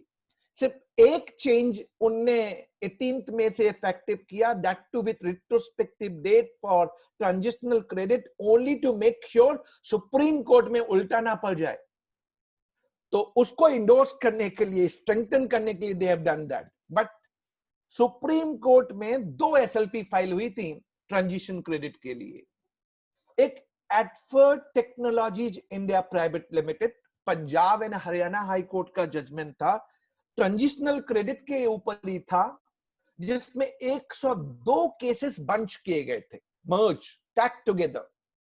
और पंजाब हरियाणा हाई कोर्ट ने रूल 117 को प्रोसीजरल लैप्सेस में काउंट किया था। And they have relied on Article 300 capital A. उन्हें कहा था Article 300 capital A is not a fundamental right, but that is a constitutional right of a taxpayer of his vested credit. ये credit उसकी है. Vested credit cannot be denied just for procedural lapses. Article 300 capital A. And Adford Technologies में ये allow किया गया था 102 cases bunched together, and it is being allowed that credit मिलेगी, and they have said the Honorable Punjab and Haryana High Court held that such taxpayer can file Tran 1 by 30th November 2019. This was the थोड़ा पीछे का case था। SLP filed against the judgment in the Supreme Court. Revenue ने file की, and SLP got dismissed with no discussion. Supreme court ने merit के ऊपर कुछ डिस्कस नहीं किया, got dismissed. अभी रिसेंटली 3rd जून को एक और SLP फाइल हुई थी, and that is again got dismissed, which was pertaining to Tran 1 credit. Now अब आप मुझसे पूछेंगे और जानना चाहेंगे, बिमल जी आपने सारा बैकग्राउंड बता दिया हमें और सारी चीज समझा दी, अब आप हमें ये बताएं ट्रैन 1 की क्रेडिट के लिए जिनको नहीं मिली वो क्या करें? पहला आंसर आपको देता हूं। अगर आपने लॉ की पोजीशन को देखा, लॉ में रिट्रोस्पेक्टिव अमेंडमेंट कर दिया गया है, and court will read the law, court will read the law which is passed by both the houses of parliament. It is a matter of debate that whether we should have retrospective amendment. If we are having retrospective amendment, then it takes away the certainty in the mind of taxpayer, which is not advisable. And for any taxation policy, it is very important that we should not bring in retrospective amendment. Vodafone case, hue and cry, we have seen under Income Tax Act, such hue and cry. So what I'm saying, being a part of law, it is now the part and parcel of section 140 subsection 1. अब तो law का part है. अब इन ए given situation जब दो cases train 1 के supreme court ने dismiss कर दिए बट मेरिट के ऊपर डिस्कशन नहीं किया, देयर इज पॉसिबिलिटी कि ब्रांड इक्विटी में डिस्कशन हो, कि time period that provision got inserted under section 140 subsection 1, so maybe something may bounce back. But I'm of the considered view कि अगर 18th May 2020 से पहले अगर आपने ट्रेन 1 भर दिया है, which is after 27 December 2017, क्योंकि आप तब तक नहीं भर पाए थे, अगर 18th May 2020 से पहले आपने भर दिया है, I'm of the view you got strong perception in your case, because you can always say till that time this provision was not there. So once this is being notified, and that too with retrospective date, before that I acted on, so I'm bona fide taxpayer, my credit should not be going away. But secondly, I'm still thinking whether my vested right in terms of Article 300 capital A can be taken away just because of procedural lapses and contrary judgments are coming out. Time will say, but I'm still hopeful we can see light of the day, and let's see how Supreme Court decide the subject matter. तो पहले मैं आप लोगों से chat पे मैंने बहुत बात आपसे नहीं की आज. अब ट्रेन 1 का जो पार्ट मैंने आपको समझा दिया, आप चैट बॉक्स पे मुझे बता दीजिए sir yes I got it. You से यस, सो मुझे लगेगा वाइब्रेशन आ गई आपके अंदर, क्योंकि हम ऑलवेज इंटरैक्टिव वे में चीजें करते हैं. You right yes in the chat box, so I will feel like yes, you are getting my point which I communicated to you. Please tell me, is it yes? Is it yes? आपके कैलकाटा बहुत active है, थोड़ा सा active होना चाहिए. देखिए, I always come with a passion. I deliver the topic with passion. I want similar kind of stuff must come out from your side as well. Okay, so everyone is saying yes, yes, yes. Okay, all right. अब एक चीज सुनैना अग्रवाल जी बोलती हैं yes sir, ठीक है ma'am. चलिए एक चीज और करता हूं, एक चीज और इसको भी मैं आपको इस 48 GST काउंसिल मीटिंग के साथ कनेक्ट करता हूं. And this would be the last case study. और कुछ समय होगा तो मैं क्वेश्चन आंसर्स ले लूंगा आपके. Last case study, and I will connect with a recent announcement which is being made, which is going to be effective from 30th June 2020. Case study बनाता हूं, फिर आपसे डिस्कस करता हूं, फिर आपसे मैं आपकी राय भी लूंगा. मान लीजिए आपकी 1 करोड़ रुपए की लायबिलिटी है. मुझे मालूम है ये पॉइंट आपको मालूम है, लेकिन इसमें इंटरेस्टिंग क्या है वो नहीं मालूम है आपको, इसीलिए आप थोड़ा मेरे साथ चलिएगा. कई बार लोग क्या करते हैं कि वेबिनार में देख रहे हैं, हाँ ये तो मालूम है यार, आप मालूम है, ये तो मैं जानता हूं, चल चल आगे चल आगे चल. और नहीं समझ में आया तो दे ड्रॉप इन. कौन देख रहा है कि मैं घर में आया घर में गया. फिजिकल वेबिनार, फिजिकल कोई चीज होती है तो वहां दिख जाता है कि आप उठ के जा रहे हैं बीच में. जो डिजिटल वेबिनार है मैं आपको हाथ पकड़ के रोक भी नहीं सकता, और आप की इच्छा है आप सुनना चाहे ना सुनना चाहे. तो मैं आपसे ये कहूंगा अगर आप जानते भी हैं तो थोड़ा सा मुझे समय दीजिएगा, मैं इसको इंटरेस्टिंग करूंगा. मैं रिमेन इन अ वेबिनार. देखिए किसी चीज की इंपॉर्टेंस डिलीवरी तब इंपॉर्टेंट है जब उसके सारे पॉइंट्स को आप देख ले. ट्रेन 1 को जो मैंने समझाया आपको, मैंने सारे एंगल से आपको बताया, और सारे एंगल से जब बताया, अगर आप पहली बार सुन रहे होंगे तो आपको बड़ा इंटरेस्टिंग लगा होगा अरे ऐसा भी हुआ था. इसी तरह से इस इंटरेस्ट का पॉइंट भी मैं आपसे डिस्कस कर रहा हूं. Just be with me, listen now carefully. आपकी 1 करोड़ रुपए की लायबिलिटी है और आपके पास 80 लाख रुपीज ई क्रेडिट लेजर में पड़े हुए हैं। आपको कुल 20 लाख रुपए देने हैं, right? Interest for delayed payment of tax किस पे लगना चाहिए, 1 करोड़ पे या 20 लाख पे? आई एम श्योर मैं अगर आपसे चैट बॉक्स में मांगूंगा तो आप सब यही कहेंगे 20 लाख रुपए। प्लीज आप लिखिए भी, जैसे रवि ने लिखा, अभी सुमित बेहानी है उनने भी लिखा, आप भी लिखिए जिनके मन में जो आता है, 1 करोड़ पे या 20 लाख पे। सो अविनाश अग्रवाल है, उनने भी कहा कि 20 लाख पे लगेगा सर, 1 करोड़ पे नहीं लगेगा। डेफिनेटली 20 लाख पे ही लगेगा। अब मैं आपको प्रोविजन, जजमेंट और हम कहां पे आज खड़े हैं दोनों बताता हूं आपको। देखिए, अगर आप सेक्शन 50 सबसेक्शन 1 देखें, पहले तेलंगाना हाई कोर्ट का एक जजमेंट था और Telangana high court Megha engineering judgment, उस जजमेंट में ये डिसाइड हुआ था interest to be levied on gross tax liability 1 crore, 1 crore. क्योंकि तब सेक्शन 50 सबसेक्शन 1 में कोई चेंज नहीं था, तब अगर आप पढ़ते तो ग्रॉस के ऊपर ही देना था आपको। हमारी 31st जीएसटी काउंसिल मीटिंग हुई, 31st, और मैं आपको इसीलिए याद दिला रहा हूं, अभी मैंने कैंसिलेशन की बात की थी ना, अभी मैंने ट्रेन 1 की भी आपसे बात की थी ना। 31st जीएसटी काउंसिल मीटिंग हुई थी 23 दिसंबर 2018 को। उस मीटिंग में जीएसटी काउंसिल ने यह डिसाइड कर लिया कि इंटरेस्ट नेट पे लगेगा, 20 लाख पे लगेगा।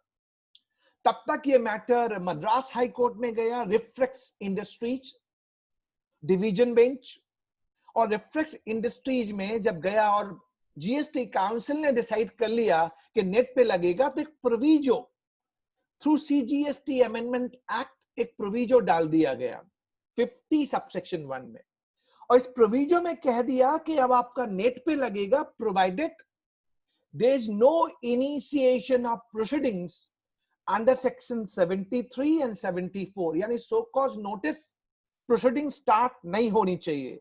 Non fraud case 73, fraud case 74, यानी नेट पे लगेगा।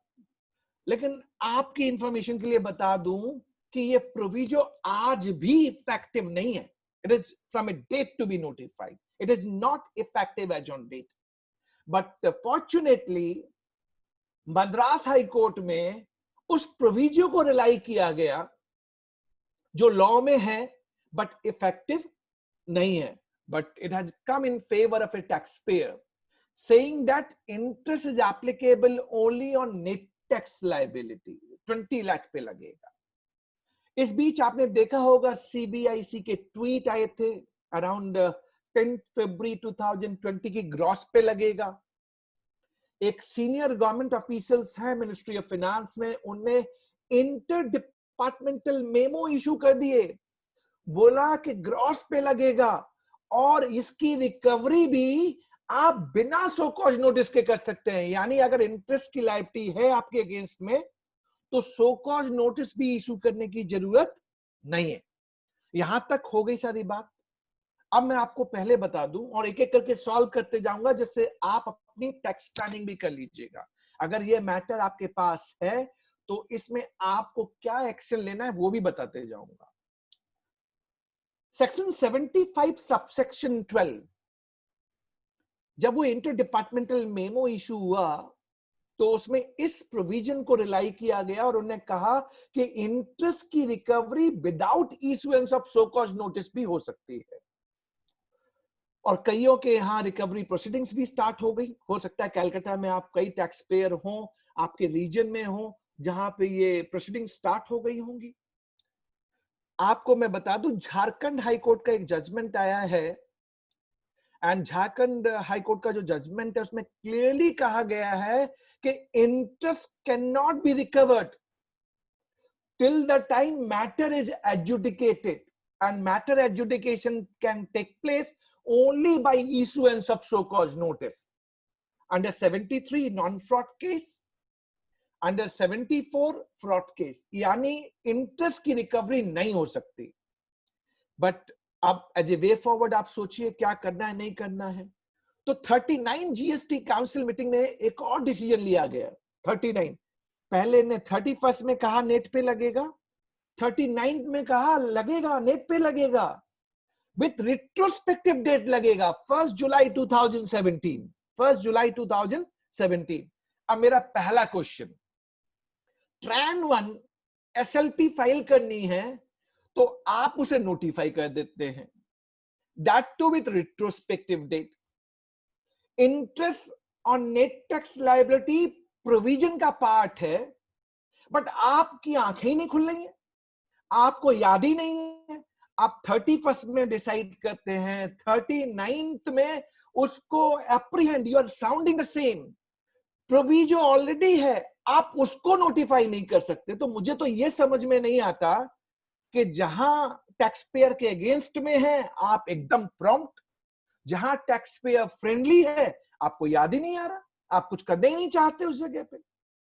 तो अब मैं आपको कंक्लूजन क्या मिला इस जगह, आपको भी कंक्लूजन यही मिला होगा कि ये जो लॉ है और जो टैक्स पेयर है, tax department, administrator, legislator, even मैं जीएसटी काउंसिल को रिस्पॉन्सिबल मानता हूं। जब जीएसटी काउंसिल किसी 31st जीएसटी काउंसिल मीटिंग में कोई चीज डिसाइड कर लेती है और 39 में फिर रिपीट करती है, तो 31st क्यों नहीं हुआ? Are they not accountable? Are they not responsible? Only taxpayer is responsible and accountable. To my mind, it is creating bottleneck in GST law. It is not making GST as a good and simple tax. But इसमें आप 2 point मैं आपको दे दूं as a tax planning measure, आपको करना क्या है और क्या करना चाहिए। ऐसा भी हो सकता है कि आपने इंटरेस्ट पे कर दिया हो, क्रॉस पे कर दिया हो। अब देखिए, जिनने नहीं पे किया उनके लिए तो एक विंडो ओपन है कि कभी लॉ चेंज होगा और जब उन्हें देना होगा तो नेट के ऊपर देंगे। लेकिन जिनने दे दिया, अभी हम लेट फीस की बात कर रहे थे ना, जिनने लेट फीस दे दी उनकी कोई सुनवाई नहीं, और जिसने नहीं दी उसे प्लेटर पे रख के बुलाया जाता है, बॉस आ जाओ, आप ही के लिए दुकान बनाई है, आप अब आ जाओ, आपकी लेट फीस माफ कर दी है हमने, या हमने 500 रुपए की कैपिंग कर दिया आपके लिए। अरे जिस बेचारे ने दे दी, जो ऑनेस्ट टैक्स पेयर है, ही मस्ट बी रिवॉर्डेड। आप उसे रिवॉर्ड कीजिए, he should be rewarded. But जो कॉम्प्लायंस करते हैं और जो डिफॉल्ट करते हैं, बेनिफिटेड, गोइंग कॉन्ट्ररी मैसेज। तो अगर आपने इंटरेस्ट ग्रॉस पे दे दिया है पहली बार, तो आप क्या करेंगे? जब ये लॉ अमेंड हो जाएगा, you must file refund claim. Refund claim for differential of gross versus net tax liability, interest calculated thereon. You can claim refund provided incident pass on नहीं होना चाहिए. Incident should not be passed on. पहला part. दूसरा, अगर अभी आपके पास demand आ रही है, वो नोटिस की बात कर रहे हैं या नोटिस इशू हो गया है, डोंट घबराओ, कुछ नहीं देना, कुछ नहीं देना। एंड अगर रिकवरी की बात करते हैं 79 में, then you should cite this Jharkhand high court judgment. और आपको मैं बता भी दूं, आप अगर जानना चाहें कहां है, मैंने एक वीडियो इस पे बनाया हुआ है, आप मेरे YouTube चैनल पे जाइए, आपको मिलेगा, watch it. It's 10 minutes video, crisp video, बहुत अच्छा लगेगा आपको। Don't pay them. Wait for the time period. अब तो इन्हें कहा है कि जो भी अमेंडमेंट, जो फिनांस बिल 2020 का पार्ट है, which is Finance Act 2020, going to be applicable from 30th June 2020. Let's keep finger crossed. Something will come out and that will benefit all of us together. So interest I picked up only to highlight. और एक last, क्योंकि समय मेरे पास है, तो एक case study और कर लेता हूं ओशियन फ्रेट के ऊपर। ओशियन फ्रेट, एंड इसमें मैं आपको एक अच्छा मैकेनिज्म बताने की कोशिश करूंगा। देखिए, मैं कोई भी केस स्टडी आपके साथ with tax planning, with the way forward, with the action which you need to do, वो करना चाहिए। तो last case study on ocean freight. आप पहले समझिए मोहित मिनरल का केस जो गुजरात हाई कोर्ट का ये है क्या और इसमें इंटरेस्टिंग क्या है।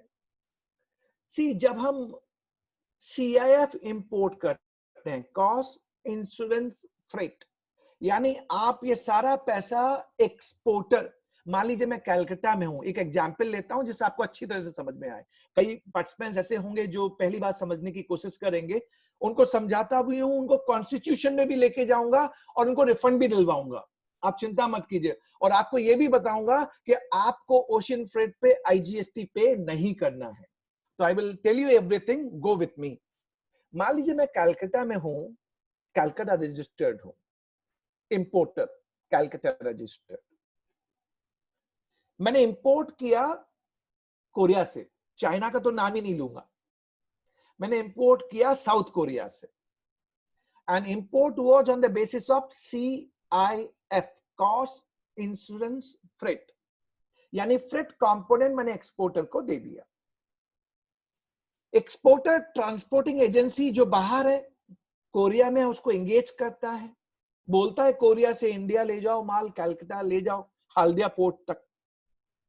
अब ऐसे केस में फ्रेट एक्सपोर्टर ट्रांसपोर्टर को दे देता है, who is transporting goods through vessel। सो यानी मैंने फ्रेट अपने एक्सपोर्टर को दिया और फ्रेट एक्सपोर्टर ने ट्रांसपोर्ट एजेंसी को नॉन टैक्सेबल टेरिटरी में दिया। बट आपको मालूम है एक रिवर्स चार्ज नोटिफिकेशन है अंडर IGST, और उस रिवर्स चार्ज नोटिफिकेशन में इनने कह दिया कि इस केस में इंपोर्टर को डीम्ड रिसिपिएंट मान लिया जाएगा, डीम्ड रिसिपिएंट। सो जो फ्रेट कंपोनेंट है उसके ऊपर IGST लगेगा।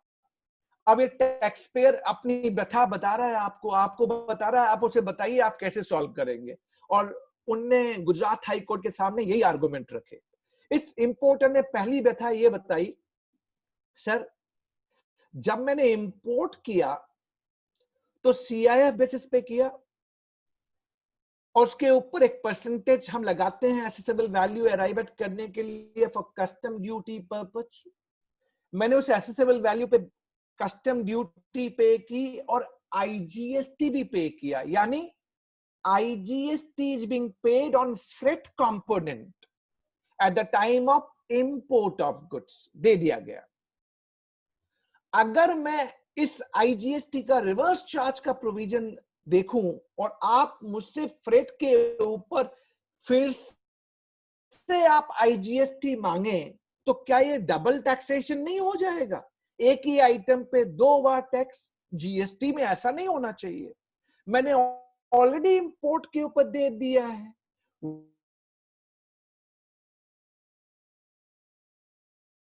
टैक्स डिपार्टमेंट वो बोलता है बिमल जी आप घबराते क्यों हैं? आपको तो क्रेडिट मिल जाएगी, आप क्रेडिट ले लीजिए।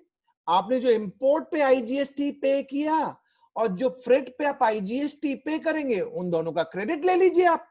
अब मैं फिर बोल रहा हूं एज ए टैक्स पेयर, मेरा argument, lordship,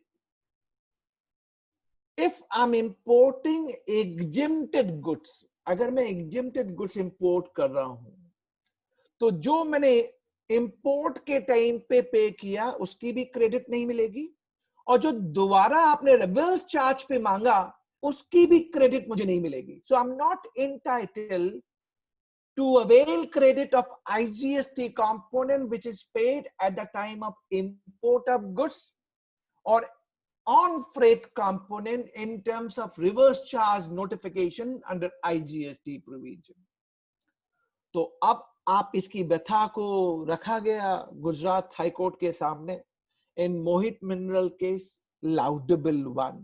It is being hailed that this reverse charge notification under which IGST has to be paid on reverse charge method on freight component, it's ultra vires the law. Ultra vires the law, categorically stated. अब ये हमारे लिए way forward. अब आप मुझसे question पूछना start कर सकते हैं, तो मैंने ही आपके लिए क्वेश्चन बना लिए, मैं ही आपको आंसर देता हूं। पहला क्वेश्चन आप मुझसे ये पूछ सकते हैं, विमल जी आपको क्या लगता है सुप्रीम कोर्ट क्या डिसाइड करेगा? आई am of the firm view and believe me, in my humble opinion, Supreme Court going to decide in similar manner as held by Honorable Gujarat High Court, because law position is like that only. Law position says so. It is contrary, first of all. Second, आप कहेंगे sir past में मैंने IGST पे कर दिया है, past में मैंने IGST पे कर दिया, इंपोर्ट के टाइम पे भी पे किया और फ्रेट के ऊपर भी पे किया। अगर आपको क्रेडिट मिल गई है फिर तो कोई प्रॉब्लम नहीं, अगर क्रेडिट आपको मिल गई है फिर तो कोई दिक्कत नहीं। अगर आपको क्रेडिट नहीं मिली है and that is a cost, आपको क्रेडिट नहीं मिली है and this is a cost, तब मैं आपको एक फूड फॉर थॉट देता हूं। आप इस IGST का रिफंड क्लेम कीजिए। क्यों मिलेगा आपको refund? Argument number 1, Article 265 to the Constitution of India clearly says that taxes should not be collected without authority of law. जब गुजरात हाई कोर्ट ने कह दिया है, नाम ऑफ द फर्म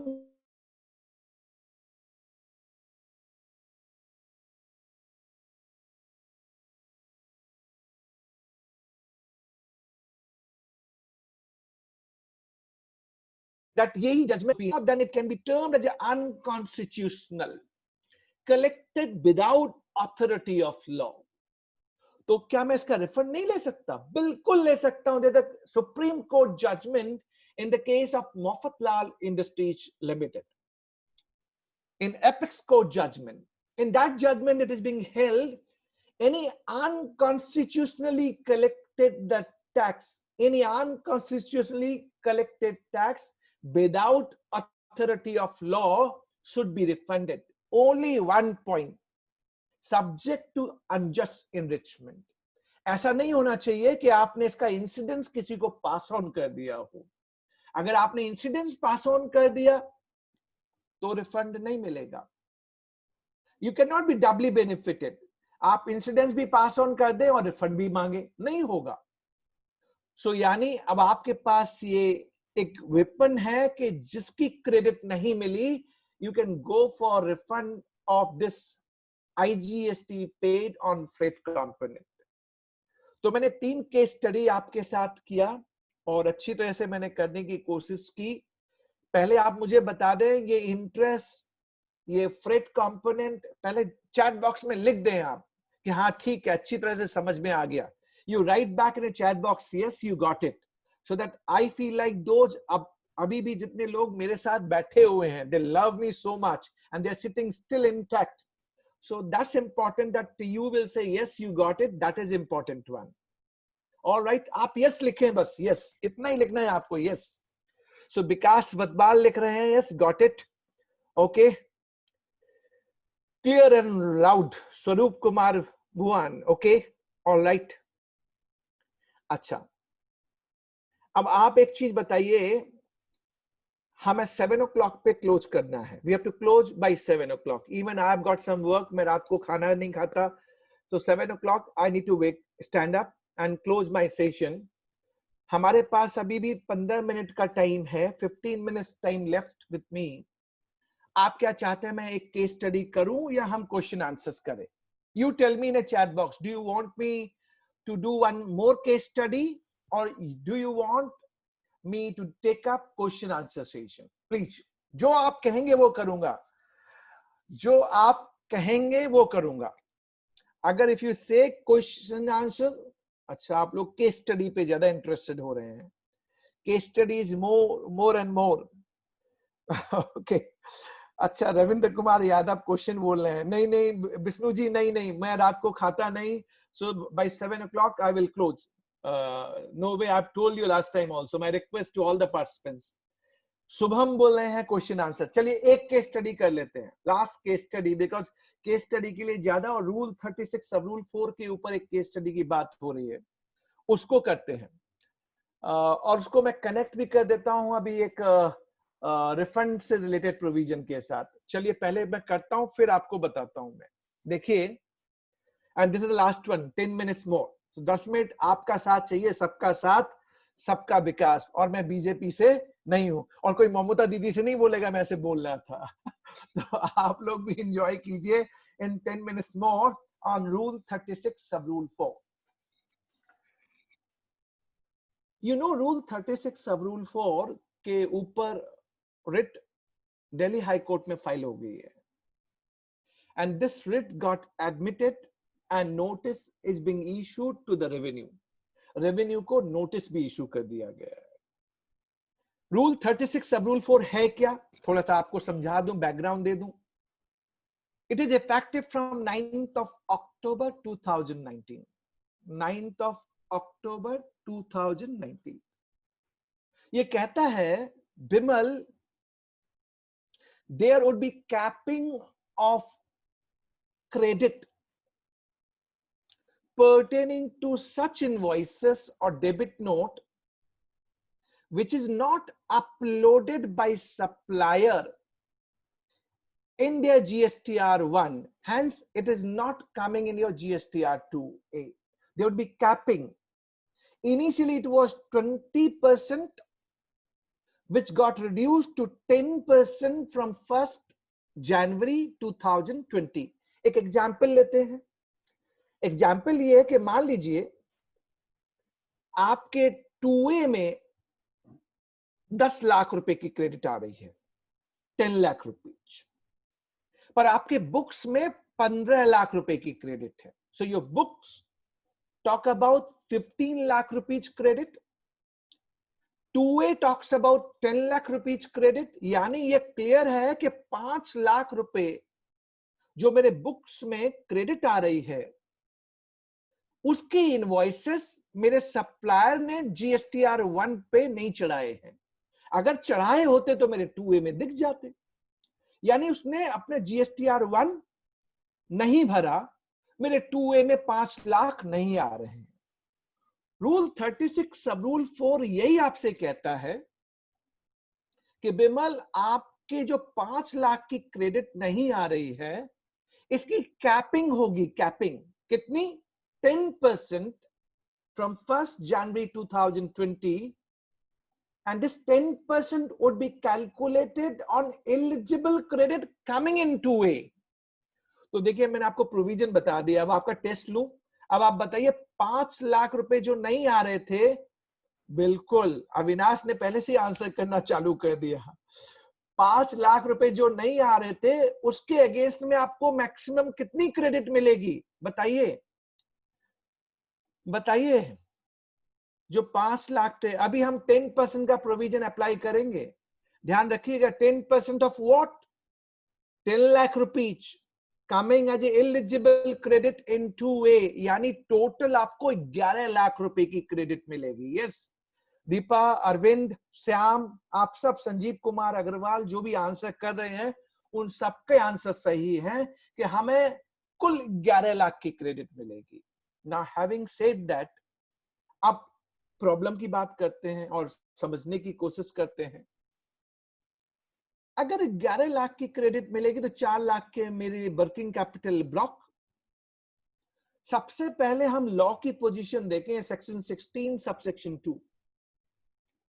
क्या लॉ मुझे बाहर कहता है कि 2A में नहीं आएगा तो मुझे नहीं मिलेगा? Let me tell you honestly, as per law कहीं भी ऐसा नहीं लिखा कि 2A में नहीं आएगा तो मुझे नहीं मिलेगा। अगर GSTR 1, 2 और 3 चल रहा होता, 2 और 3 अगर आज चल रहा होता, तो मैं आपसे कहता कि आपको क्रेडिट तभी मिलेगी जब आपका सप्लायर उस ट्रांजैक्शन को एक्सेप्ट कर ले। अदरवाइज गवर्नमेंट के पास मैकेनिज्म था कि सप्लायर को पकड़े, पर अपनी कमजोरी ये रिसिपिएंट के ऊपर डाल रहे हैं। So supplier's fault made responsible in the hands of recipient. Section 16 subsection 2 क्या कहता है? 4 कंडीशन मुझे सेटिस्फाई करनी है। बीइंग रिसिपिएंट, मेरे पास इनवॉइस होनी चाहिए। I must have received goods और services. Third, my supplier must have paid taxes. And last, being recipient, I must have filed the return। अब मुझे बताइए, मैंने चारों कंडीशन सेटिस्फाई की, तभी मेरी बुक्स में 15 लाख आ रहे थे, और आप मुझे कैपिंग कर रहे हैं बाय वे ऑफ रूल 36 सब रूल 4. पहला question, can you cap by way of rule? That's the point. Well, law is not warranting. Law आपको बार नहीं करता. जो रिट फाइल की गई है वो रिट इसी ग्राउंड पे की गई है कि जो कैपिंग का प्रोविजन है 43A, section 43A, which is not effective as yet. आज तक इफेक्टिव नहीं है. It is going to be effective only from a date. अभी तो इनने 1 अक्टूबर 2020 कही है नई रिटर्न की. आएगा कि नहीं आएगा, God knows about it. जब तक ये 43 इफेक्टिव नहीं होगा आप कैपिंग नहीं कर सकते. लॉ की प्रोविजन ये है. So section 41, section 42, section 43A, it is contrary. This rule is contrary. Hence, ultra vires. These are the grounds taken in that writ file which got accepted. Notice is being issued to the revenue. I'm of the view that rule 36 sub rule 4 will not see the light of the day. Will not. अब आपको थोड़ा एक connect कर दूं इस refund mechanism से भी. देखिए, अगर आप रिफंड फाइल करते हैं, अभी एक रिसेंट 10 जून को एक सर्कुलर आया है 139 डेटेड 10 जून 2020, और उससे पहले एक सर्कुलर आया था 135 डेटेड 31 मार्च 2020, एंड उससे पहले एक सर्कुलर आया था 125 डेटेड 18 नवंबर 2019. अब क्या था मैं आपको कनेक्ट कर देता हूं, क्योंकि रूल 36 सब रूल 4 ही डिस्कस कर रहा हूं, इसलिए मैं कनेक्ट करता हूं. देखिए, जब सर्कुलर नंबर 125 आया तो उसने ये कहा जो एक्सपोर्टर अपना रिफंड एक्यूमुलेटेड आईटीसी का ऑन एक्सपोर्ट क्लेम करते हैं रूल 89 के अंदर, the person who is claiming refund of accumulated ITC on export of goods or services.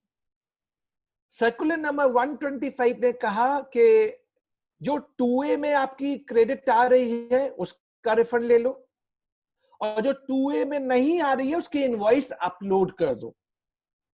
तो उस एक्सपोर्टर को एक सहूलियत थी कि 2A is not the Bible. 2A में जितना आ रहा है 10 लाख उसका रिफंड ले लूं, और जितने नहीं आ रहे हैं 5 लाख उसके इनवॉइस अपलोड कर दूं, 15 लाख का मुझे रिफंड मिल जाएगा. दूसरा सर्कुलर आया 135 ऑन 31 मार्च 2020 को. इस सर्कुलर ने कहा, अरे बिमल, रूल 36 सब रूल 4 हमने इंप्लीमेंट कर दिया है ना, और रूल 36 सब रूल 4 कैपिंग करता है.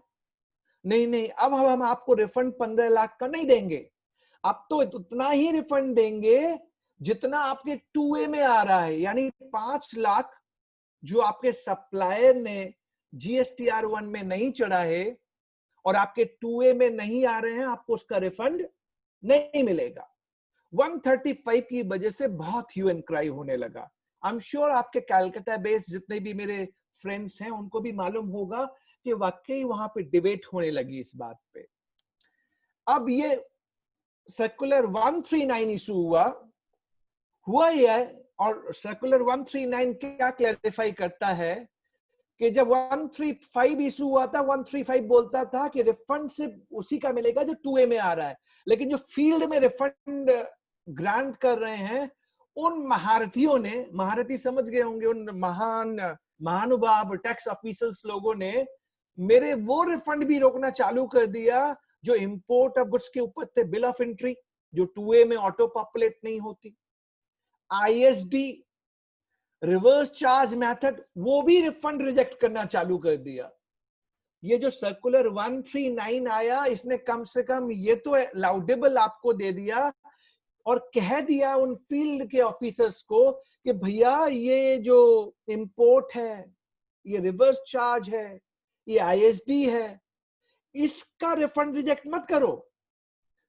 ओनली सच इनवॉइसेस जो सप्लायर रेज कर रहा है फॉरवर्ड चार्ज में, वो GSTR1 फाइल होना चाहिए, तभी 2A में आएगा, और जो 2A में आएगा उतना ही हम रिफंड देंगे। यानी 5 लाख अगर आपके इस अकाउंट पे है तो वो आपको नहीं मिलेगा। लेकिन अगर वो import of goods, ISD, RCM, वो तो आप वैसे भी ले सकते थे।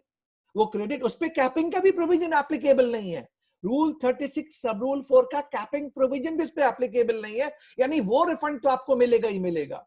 लेकिन अगर वो नॉर्मल ट्रांजैक्शन है सप्लायर वाला, और 5 लाख का डिफरेंस है क्योंकि उसने GSTR1 नहीं भरा, 2A में नहीं दिख रहा, तो आप 5 लाख का रिफंड नहीं ले सकते। तो मैंने आपको क्या कनेक्ट किया, पहले मैंने कहा रूल 36 सब रूल 4 अल्ट्रा वायर्स रिट इसी बात पे एडमिट हुई है। दूसरा मैंने आपको क्या कंफर्म किया, अभी बेंगलुरु से एक बंदे ने मुझे फोन किया और उसने कहा सर मैं आपका एडवांस GST कोर्स कर रहा हूं, अभी मैंने एक एडवांस GST कोर्स लॉन्च किया हुआ है, मैं कर रहा हूं आपके साथ, कल उसकी दूसरी क्लास है, और उसने मुझसे कहा सर मैंने एक रिफंड फाइल किया था, और रिफंड मान लीजिए 15 लाख रुपए के लिए फाइल किया था, लेकिन मेरे 2A में मान लीजिए 10 लाख रुपए आ रहे थे, 5 लाख नहीं आ रहे थे। अब मैं क्या करूं, ऑफिशियल जो है, जो ऑफिस रिफंड ऑफिसर है, वो पूरा का पूरा 15 लाख रिजेक्ट करना चाहता है।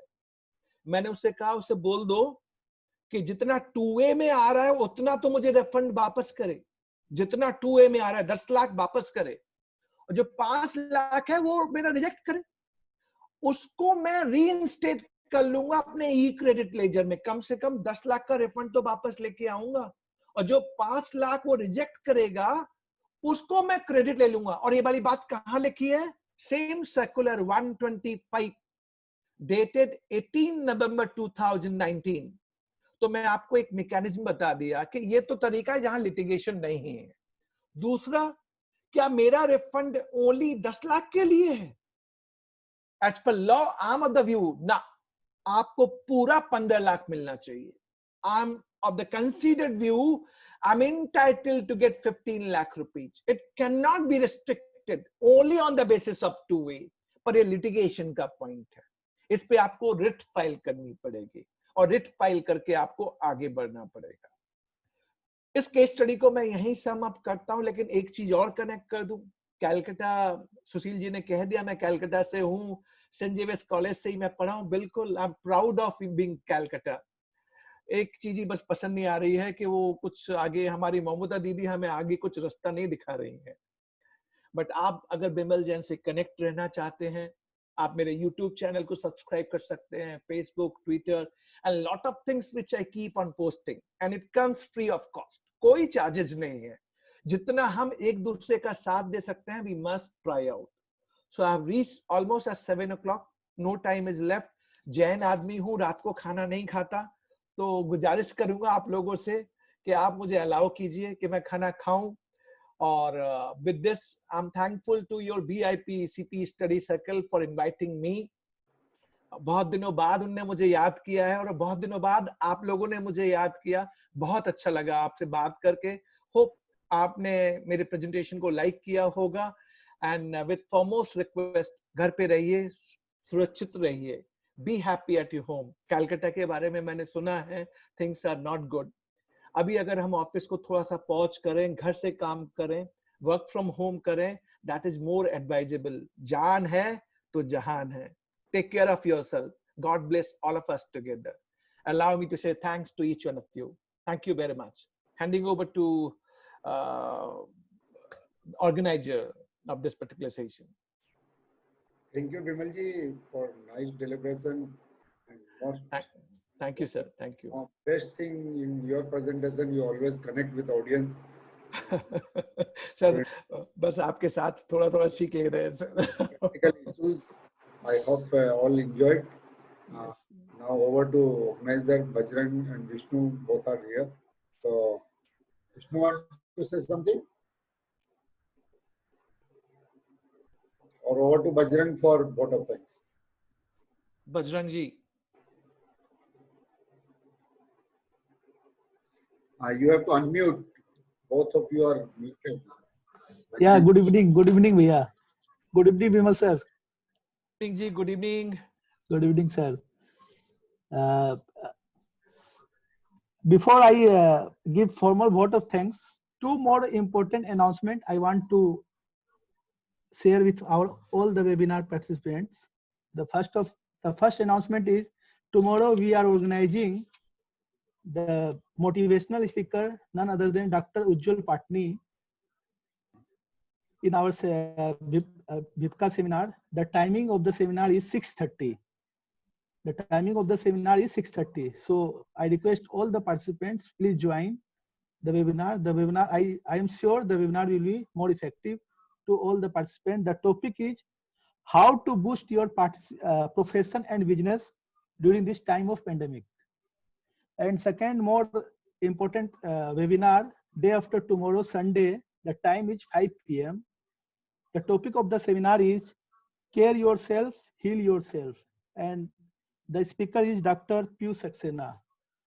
He is very good doctor, and through naturopathy, he will deal and speech. So I request again to all the participants, please join that seminar also. The time is 5 p.m. on Sunday.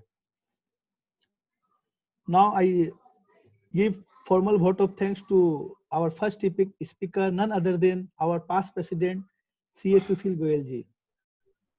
Sir, good evening. It's my proud privilege to give formal vote of thanks for today's webinars. Sir, your speech about the advance ruling of a GST in such a simple manner, that the way that you tell us the advance ruling of the GST, it's excellent, sir. I'm sure all the participants of the today's seminar must got benefit from today's sessions. So I request all the participants who are attending this webinar, please give a big round of applause at your home or workplace to our excellent speaker, C.A. Sushil Goyal ji. Thank you. Thank you, sir. And our second vote of thanks to our Guru. Sir, I take your classes, online classes, at the time of GST classes. Sir, when the GST launch, 13 July 2016, I think. Sir. Thank you. My second vote of thanks to our star speaker, C.A. Bimal Jain ji. Sir, you are nowadays GST guru. Thank you. No doubt, sir, you are GST guru. Thank you very much. And thank you. The way you cover and connect the people through webinar is excellent. Thank you very much. There is no any word to express your a speech about GST. Thank you very much. Thank you, sir. Thank you. And I must may I request all the webinar participants, please give a big round of applause. Appreciation of C.A. Bimal Jain. Thank you very much. Thank you. I also thanks to the webinar chairman, C.A. Vishnu Tulsian, and his team for organizing such an excellent webinar.